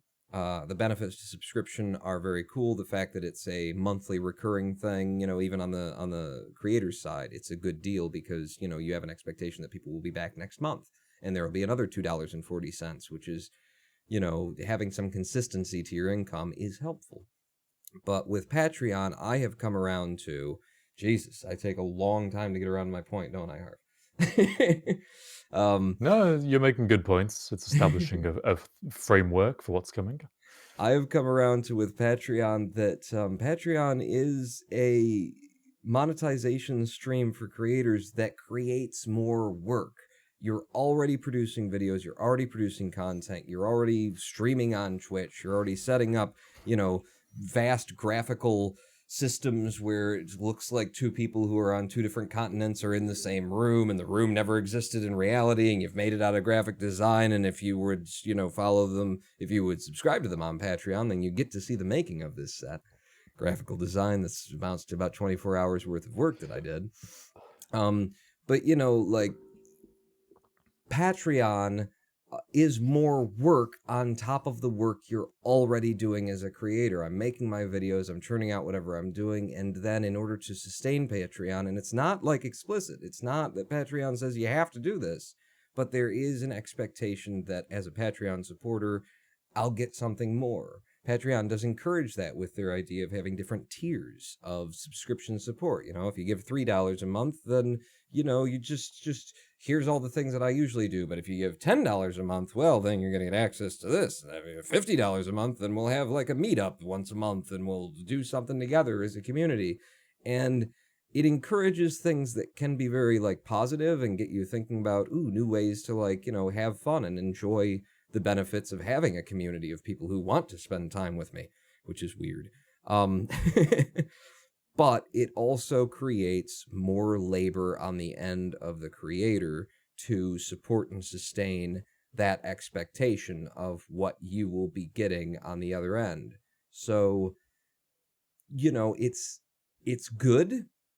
And I certainly am, you know, I'm not going to say stop supporting me or Harv and I on Patreon, but it's a trade-off.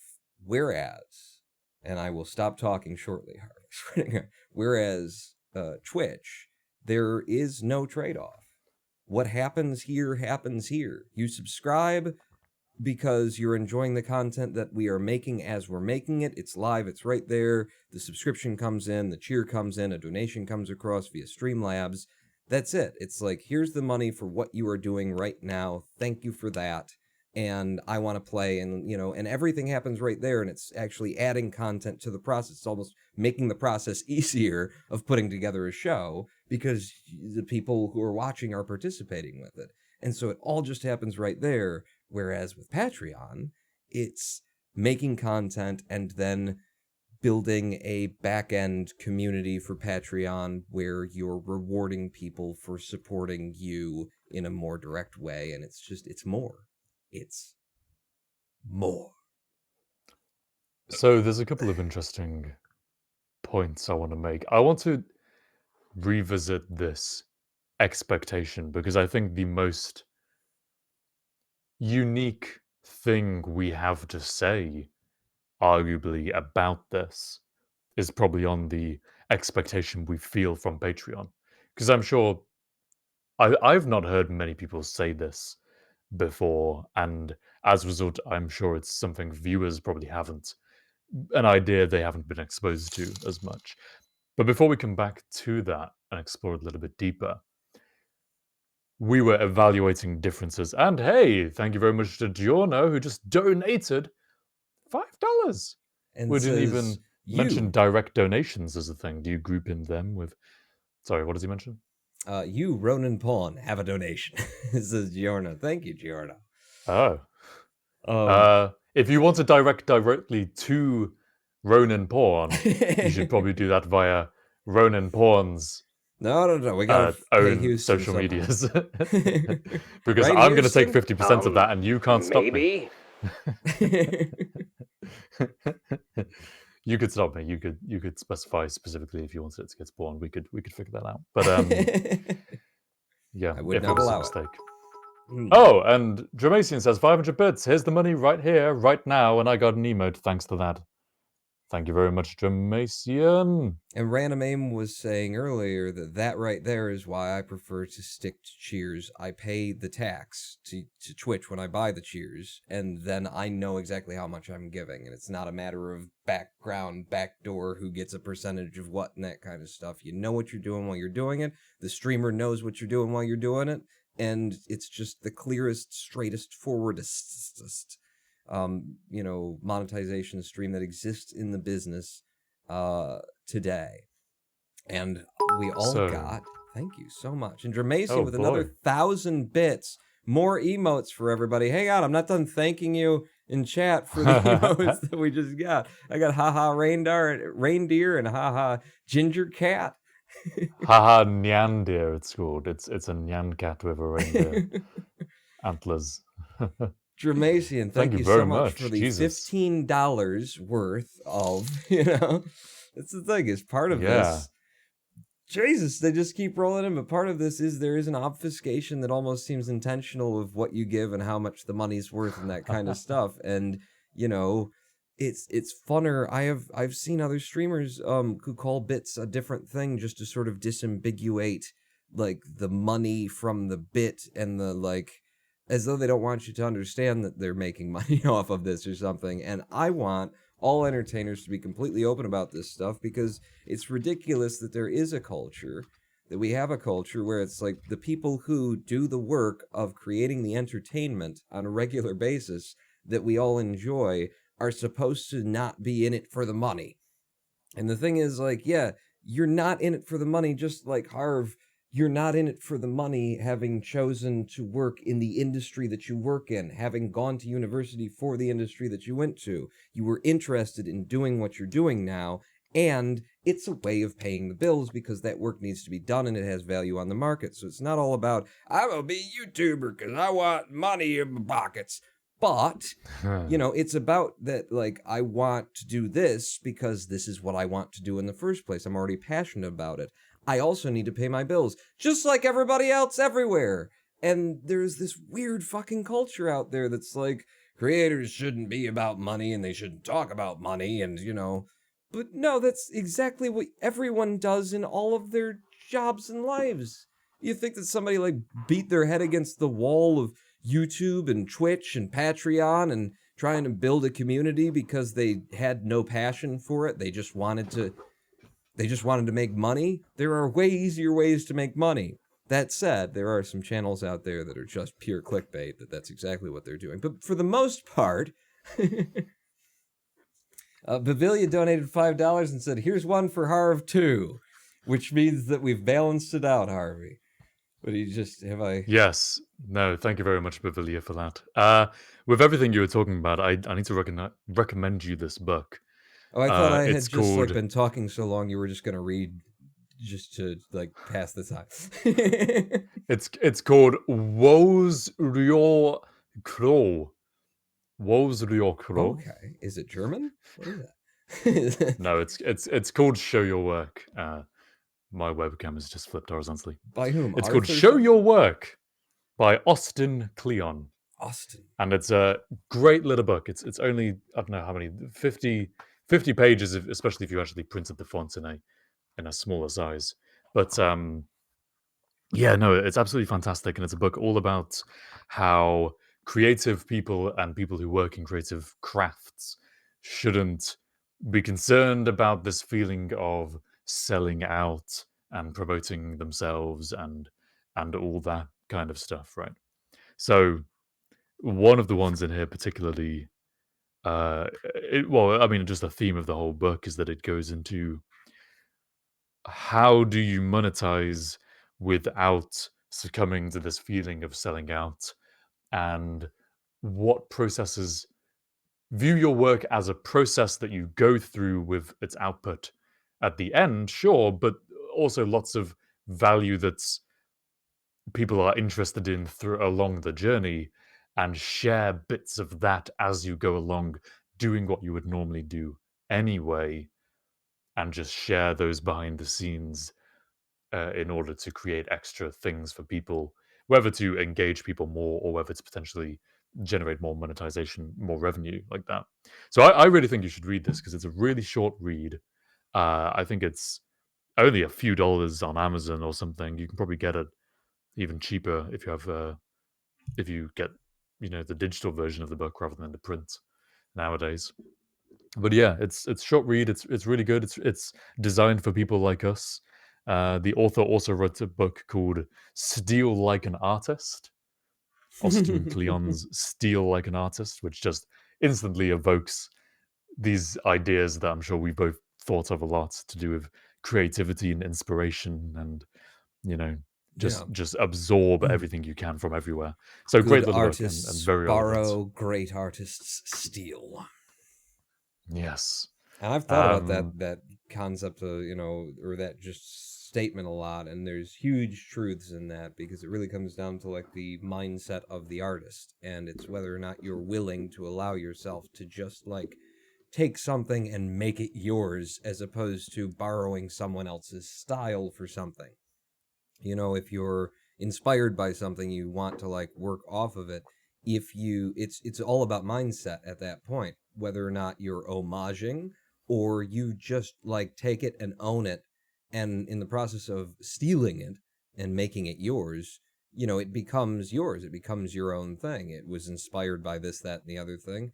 And so, yeah, you get good art out of people who borrow art that's already good, but you get great art out of people who just fucking grab something they like and make it their own, which is the process of stealing. I am taking what is yours and making it mine, and my hand gets larger because of forced perspective.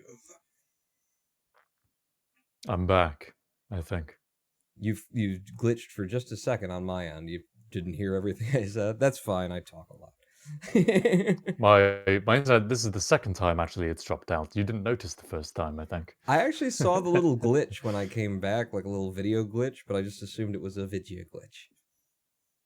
It was a while ago. So I don't know what you said, but yes. So there was that book I recommended you. And I wanted to go deeper into this expectation we get from Patreon. But I think it's worthwhile, after we've specifically given a number to YouTube, about $1 per 1,000 views, to compare that to Twitch versus Patreon. And Harv and Porn is a good example for us to use because you pulled together the numbers recently. I don't suppose you mind sharing the numbers. I don't. No. I don't mind either. So far, this is episode indexed 13. So this is the 15th episode of Harv and Porn. We've not massively pushed Patreon, but it's something that we've mentioned, I think, a reasonable amount each episode. And of course, we get people subscribing on Twitch. And so far total, we've made about $270 US. And we quickly kind of thought that through. Yeah, thank you to all of you who have donated or subscribed or cheered or whatever to make that happen. If you put together the total numbers on how many people have seen the show, kind of how many views we've got, it comes out at around 8,000 total across YouTube. And that's most of that is from YouTube VODs and things, which is interesting because then you wonder, oh, but how many of those YouTube views get turned into Patreon and Twitch? But you assume that people find it via YouTube and come on because that's the main new audience source that we have. So $270-ish, about 8,000 unique views of the show. And that works out to be about 20 times more money per view than YouTube would otherwise give. I think it was around 20 times. It felt like it should be even more than that, but 20 times is a Yeah, pretty I just big did deal the math still. on what that would be if I'm right in $1.35 per 1,000 views. So if we've got 8,000 views, then that's 10,800 pennies. Or rather, well, it's basically $10.80, right? For 8,000 views, $10.80. We would have made a tenner off of YouTube in advertising revenues if all of that was monetized and so forth and so on. And yeah, $10 on YouTube versus 270 because of the platforms of Twitch and Patreon and enabling direct support that doesn't rely on whether we could sell an advertisement to McDonald's, who's got the new chicken sandwich. They're entering the chicken sandwich wars with their fried baked chicken, but the chicken. We should also talk about sponsorships, although that's not something we've engaged in too much, either of us. But before we do that, $270 total for Harv and Porn, split between what was made from Twitch and what was made from Patreon. From Patreon, that was about you're gonna make me calculate it. You didn't give me the number here. From Twitch, it was 150 of those $270. So 120-ish from Patreon so far. So pretty equal. We've not really pushed one over the other as far as... Would you agree? Do you think we've pushed one more than the other in terms of our marketing? I don't know. I feel like we've said more about Patreon, just being on Twitch. It just kind of, takes care of itself. Thank you, Balthazar, for the $5 donated. But yeah, even if we are even, here's a thing to bear in mind. If we are even in how much we've like pushed one or the other or mentioned one or the other, then Twitch wins. If we're not even, and we have been, saying more about Patreon because Twitch kind of takes care of itself because here we are and the systems are right there, then Twitch wins also. In terms of having the straightforward, clear, like this for this as this is going on, no extra work added, and more revenue. More revenue has come in through Twitch than Patreon. So essentially, from our experience so far, at least, Twitch seems to be the kind of optimal thing, but Patreon is still wildly significant in terms of the ratio there. So yeah, some sort of absolutely. ratio of Twitch and Patreon is 20 times more effective than YouTube monetizing adverts would be. Yeah. We've not really thought at all about YouTube memberships and super chats and things you can get on YouTube there. We've not explored that yet. There's potential there if we were thinking purely about squeezing as much revenue out of this as we possibly could. We currently have 9 live viewers on Twitch, as opposed to hey. Okay, so 2 live now on my channel. Wow. And 1 live now on Harv and Porn. Okay. I was expecting a bit more And with than this. this relatively tiny viewership for the live shows, we have, this level of support. And that's the thing, is like all these systems have to combine. Before I go any further, Balthazar, donating $5, says, "Are you guys ready for a Brazilian YouTuber to splice a run with cheat engine enabled, make a shady VHS video, swapping arcade boards to confirm its authenticity, submitting it to AGDQ, and getting to run that same game at the event?" We are absolutely ready for that. In my experience directly, that is a huge boost to exposure. That would be great. If somebody wants to fake a Harv and Pawn speed run of the show, or however that would work, whatever you want to do. If we just started saying like really inappropriate things, then, people would start covering, "Oh, YouTubers said this on that thing," Start shouting. All right, I won't do it. But I do want to say, like, all these systems have to kind of come together. So YouTube, what they provide is the place to store your VODs, first off, to have these shows that otherwise are just live, and they're on Twitch, but Twitch doesn't have such a large population of people who are looking for recorded content or pre-recorded or VODs and stuff. I watch VODs a lot. I, go and watch speedrunners VODs and stuff like that, but it's not what they focus on. They're more about the live content. And in fact, Twitch's servers for allowing you to watch the VODs are shit depending on which region you happen to be in.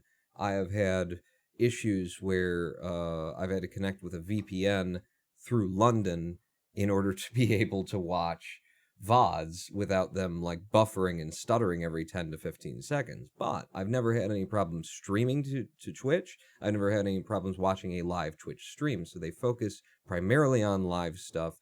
They've decided clearly, since they can't, manage to fund the friggin' servers for VODs, not to care that much about the VODs. So you use YouTube for, hosting of your content in perpetuity, and also for additional exposure. So YouTube is in there. It's just YouTube isn't really like something that I have focused on in my personal thing, since I made the change in my personal channels, in my speedrunning and that kind of stuff, as a revenue stream. It was nice when I had the boost to exposure that brought people to my Twitch channel and brought people to my YouTube channel. My YouTube channel, since we are talking money and just giving out money, like the actual figures, I'll say YouTube, because I got that big boost of exposure and I released my own video about how I caught Connor Ace cheating, that video, made me $300 and some on YouTube. Meanwhile, on Twitch and Patreon, you put Twitch and Patreon together, and I'm going to put this number out there, and it's going to blow your mind like it blew my mind, probably. I made $3,000 in that month. Which is the only month that I've been paid for. I just got paid for that month now that happened. Oh, $3,000 ka-ching. on Twitch and Patreon, and that sudden boost of people coming around who came around mindfully to support, because part of the exposure of that was that I was, in a desperate situation. I'm coming into winter here. The utility bills are going up. I got winter taxes to pay on my house, and I didn't know how I was going to do it. And that injection of capital, now I know that I can get through winter. But literally in the, percentage sense, YouTube was 10% of that revenue for that month via ad revenues. So Twitch and Patreon versus YouTube can't even compare. It is almost worth it. It might just be worth it to demonetize everything that you do on YouTube. Takes it out of the realm of having to come under AdSense, people claiming your videos. I mean, they can still claim them, but if you just let them have the money, then you don't have to worry about it anymore. The whole COPPA thing with the children's, if you're making kids content, but we don't think it's kids content enough, that kind of a deal. Don't have to worry about that anymore because you're not monetizing it. All these things come off the table. You lose potentially a little bit of revenue, but you also give to your viewership the freedom of not having to necessarily see ads on your videos. Although that said, YouTube might still run ads because, they still have to pay for the platform. I don't know how they decide when to run an ad and when not to run an ad. So, it's the kind of thing where To YouTube some degree, is an extra, but Twitch and Patreon are how you're going to pay your bills. We have also kind of put our money where our mouth is with that sentiment, that it might be worth just not monetizing with YouTube ads at all, because we don't for Harv and Porn. All the Harv and Porn content that's gone up on my channel, and obviously the Harv and Porn content on its own channel, it doesn't have any adverts. Like you just said, YouTube might run an advert on it themselves. I don't know how they do that either. But at least on my end, I've not monetized any of it.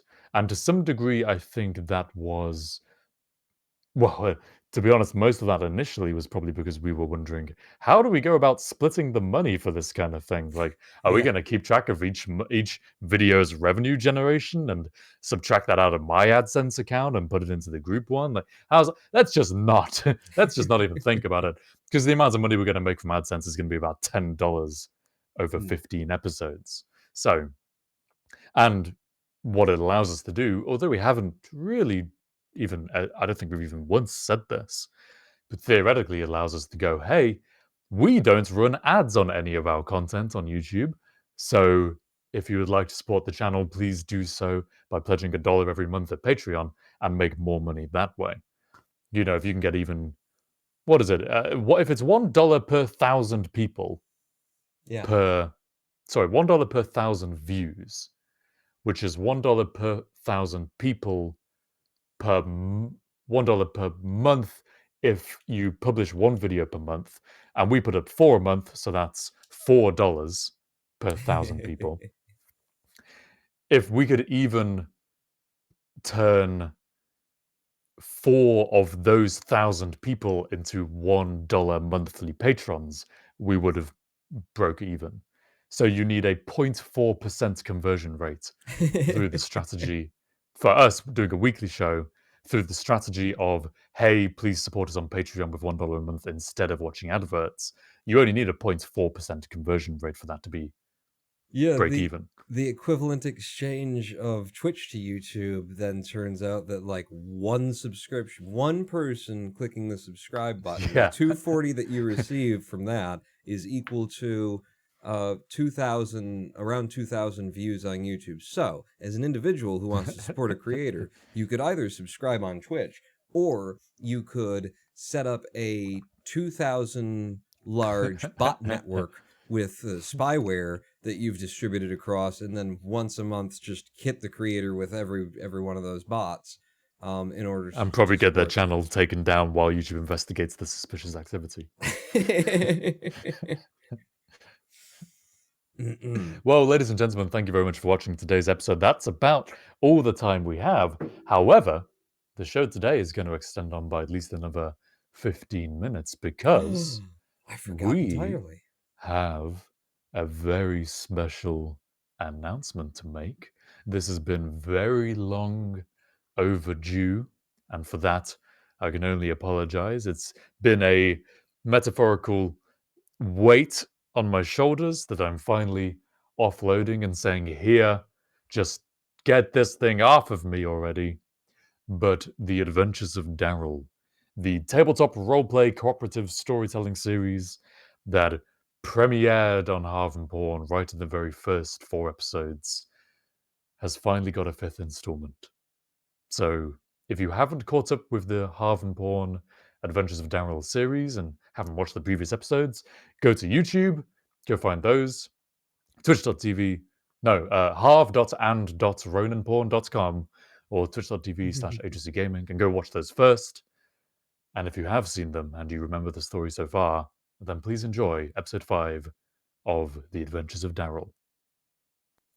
It's the dead of night, and a few minutes have passed. There's no one obviously standing outside the stables, but you can hear the horses kind of, or whatever it is. There's 3 of them in a line. So Dave, I'm your prisoner, right? Oh yeah, you are my prisoner, yeah, that's right. I mean, we're mates, we're blokes, it's fine. I'm not gonna run on you, but, you know, if somebody were to see, probably be better if I was sort of, you know, maybe bound by the hands in some way. Oh yeah, that's true. Kind of looks around. The stables have some supplies. There's a short length of rope that's being used just to keep the stable doors shut so the horses can't get out. And so he starts untying that. He's like, all right, I've got the rope. Are you sure you want to be bound straight away though? Do you want to wait until we get to the king? Might be a bit uncomfortable. Just the hands and in front, and yeah, leave it a bit loose, right? Just for the image of it, right? Yeah, he lazily ties them around you. Not so much of a knot as a kind of twisting of rope that you could easily pull your hands out of. Yeah, that'll do, Dave. And the stable doors swing open, and the 2 horses that were in that particular stable kind of curiously poke their heads out. They've been well trained. They don't bolt for the door immediately.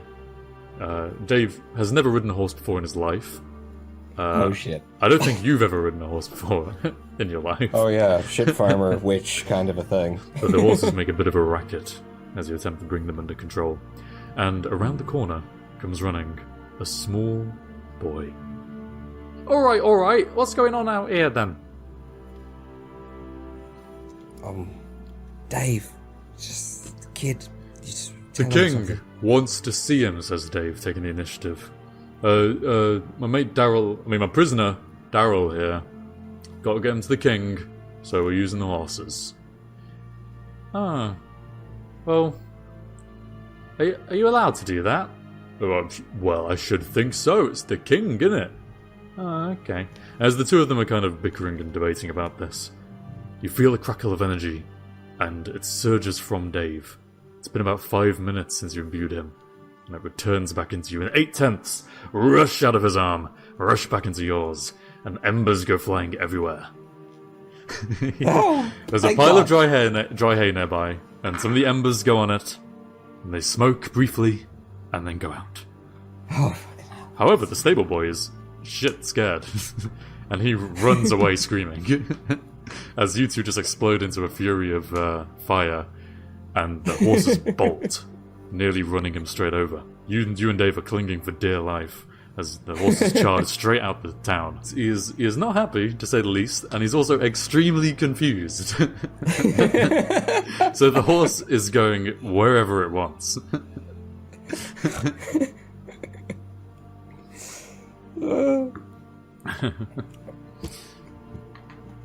I don't know how to deal with a horse either. I'm a shit farmer.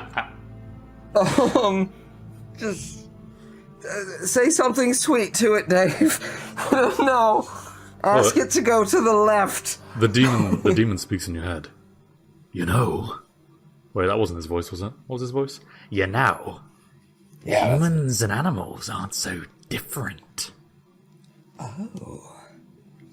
Oh, well, I rub the horse's thighs suggestively. Sensually. And I'm going to guess that a lower primitive creature will do this for just 1/10 of my power. So you get ready 1/10, and what is the story that the horse will try to follow? Like, eat grass. Not something like go where I direct you or do what I say. But I mean, eat listen, grass. I'm freaking out here. I never ridden a That's horse true. before. This is good. This is good thing, like, roleplay. charged across the countryside. I got Dave here. Clearly, he's not under my control anymore. Just fucking stop the horse. Daryl We need to get Lumen, this thing spreader. back on the wheel. Daryl Lumen spreader centrally rubs the thigh of the horse and thinks about the one true love in his life: grass. Eat grass, baby, he whispers. And the horse immediately slows to a canter and then a trot, and whatever horse terminology is for going slower than that, and starts nibbling on the grass that happens to be growing on the side of the town. And the town is a little ways behind you right now, because you were galloping for a little while. There's plenty of grass and shrubbery out here. Suddenly, Dave's horse, the one with the brown and the white patch, it didn't get the message, and so it keeps bolting. Oh, Dave shit. goes flying off into the undergrowth, screaming as he goes, and lights start appearing in the town behind you. Sorry, mate. He doesn't hear you. Okay. Okay, well, I kind of want to keep Dave on a short leash. I feel like he's useful to me.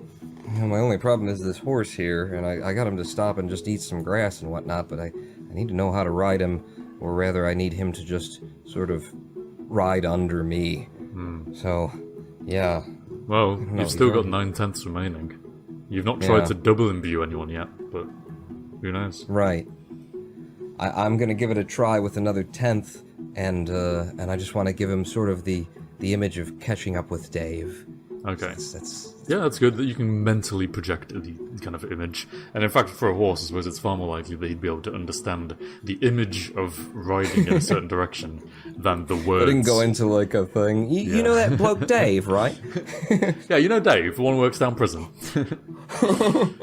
So the horse, it kind of drops its head up, and it looks in the direction that you wanted it to go, and it starts like trotting, half galloping in that direction, and then something seems to distract it, and it notices some grass, and then it starts nibbling on the grass, and then a few seconds later it's forwards, and starts moving forwards again, and it kind of alternates between the two. Oh shit! There's an This is internal JavaScript battle. parallel going on. processing bullshit. Yeah, two threads Oh, it's trying to executing do both. simultaneously. You know, the method for eat grass and the method for ride forward are being called alternating sequences. It's creating some buggy gameplay. In the distance, you hear Dave's voice. He's crying. He's weeping. Today's been a hectic day for Dave. Yeah. For all but of us, really. He does appear to no longer be screaming, which is a good sign. So, what would you like to do? It's been a couple of minutes now since the horse was first imbued. Okay. Well, I wanna. If I'm rolling up on Dave here, I wanna go like the sensible route. I mean, he's seen a lot. He's been back and forth on things. His head is full of nonsense. He doesn't know what's going on here. I just wanna, I wanna do this without imbuing him. I wanna, Dave. Hey, how's it going? You have to call quite loudly as he makes his way back towards the underbrush, and the lights which came on in the town behind you start moving a little bit as you glance over your shoulder to check, and you can see some torches that have been lit and are twinkling as if they may be moving and coming a bit closer. But luckily, with your frenzied charge out of the town, you're quite a ways away, and those horses can gallop like no man's business. So Dave manages to stumble out the undergrowth and come back to you. Daryl. Wait, no, that's me. Dave. Dave. Listen, mate. I want to drop down in the brush, sort of next to him, but a couple of feet between us. But just sort of. I mean, next to him, you have to get sort off of your horse sit to down. do that. But the horse is bugging out, so it's pretty easy to get off him. The horse it kind of makes a bit of more progress forward, but not so far that you won't be able to catch up, so that's probably okay. Dave. Listen. Here's the thing. I didn't want to tell you this way. But you know what they were all saying back in town, right? About me being a witch and all. Apparently it's true. What? He kind of squeaks. Yeah, I'm a bit of a witch. I don't know, it's a new thing for me. He doesn't say anything, he just looks at you in awe. Or is it terror? You can't quite tell. One of the two. Listen, mate, I've made kind of a mess of things. People want to kill me. King wants to see me. I'm still, like, playing on the idea that nobody believes that. But, okay, as a witch, I do have certain powers, right? And, the thing is, I think I might have gotten you in too deep, right? Now you helped me escape, leave the town, right? We just stole these horses. You probably don't remember. We just stole these horses from the mayor. We stole horses? I was wondering why I had a horse. You know what, Darrell? I'm not even sure. I don't even know if I'm dreaming. I don't know what's going on. I've got vague memories of Jim. No, that did happen. I'm fairly sure Jim did say that I was with Miranda. I don't even know who Miranda is still. Listen, here's how I see things, right? I'm a wanted man. You, tomorrow morning, could be, or maybe not, right? That's what I'm thinking. Because they don't know what to think, right? They're not sure. I don't know what to think, he just says to himself. It's fair enough. But, you know, here's the thing. I do have witch-like powers, right? Control the movements of the moon and the sun and all that sort of thing. It's new to me, but I'm figuring it out, right? So, what I'm thinking is, I'm pretty sure that I can make this work out for both of us. Now, the king does want to see me, right? He nods his head at that. He's fairly sure someone said something about the king wanting to see you, and it might have been him. And listen, maybe it's just to execute me, yeah? But I am amenable to those circumstances, right? I've done wrong, and I'm willing to pay the price, but most importantly, I still have got to get to the king, yeah? And if you, Dave, are the man who delivers me to the king, right? That's huge, yeah? That's like promotion time. That's like maybe you're the mayor. Maybe these are your horses, right? We didn't steal anything because you're the man, Dave. You're the man who delivered the witch to the king, and then maybe they chop my head off or whatever. But that's neither here nor there. I'm saying, I'm the man. come, yeah. I'm the man. I'm the man. Yeah, you know what, Daryl? Witch? You? Yeah, I'll deliver you to the king. And his chest puffs out, his shoulders rise. Clearly, your words have taken hold. All right, you gotta. But you know, I don't really like all this witchy business that's going on. Dave, I promise no more witchy business. Go ahead, tie me up. It's fine.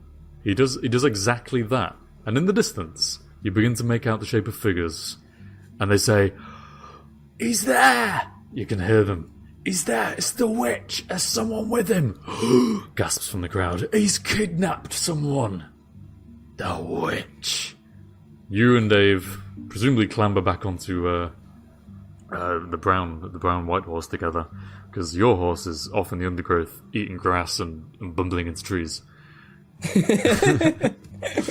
Although, as you ride past, you in feel circles, he keeps coming back to Dave and then walking off and eating grass.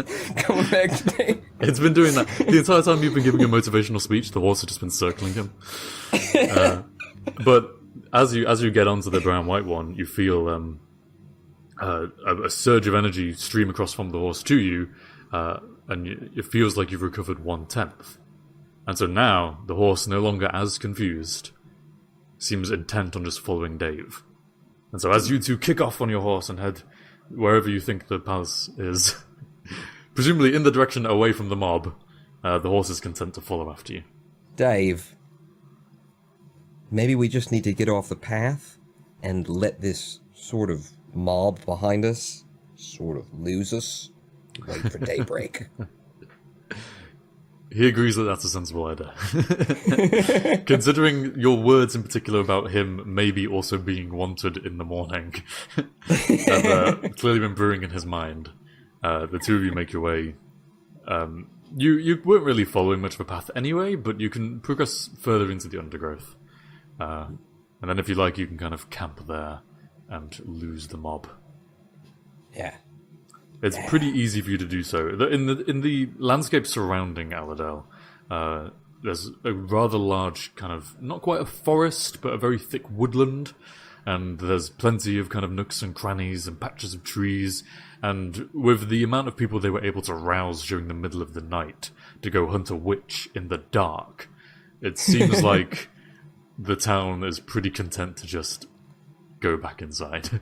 So it's not long before you see the torches retreat, and everyone's like, well, you know, he's a witch. It's probably disappeared in a puff of smoke or something. Turned into a bat and flew away. You know, eaten the corpse of whoever it was that you stole from the village, whatever it is that witches do. And you feel that you are relatively safe. And we're back. There it was, the final installment of Daryl when he strays. You're never gonna let that go. Daryl of he strays.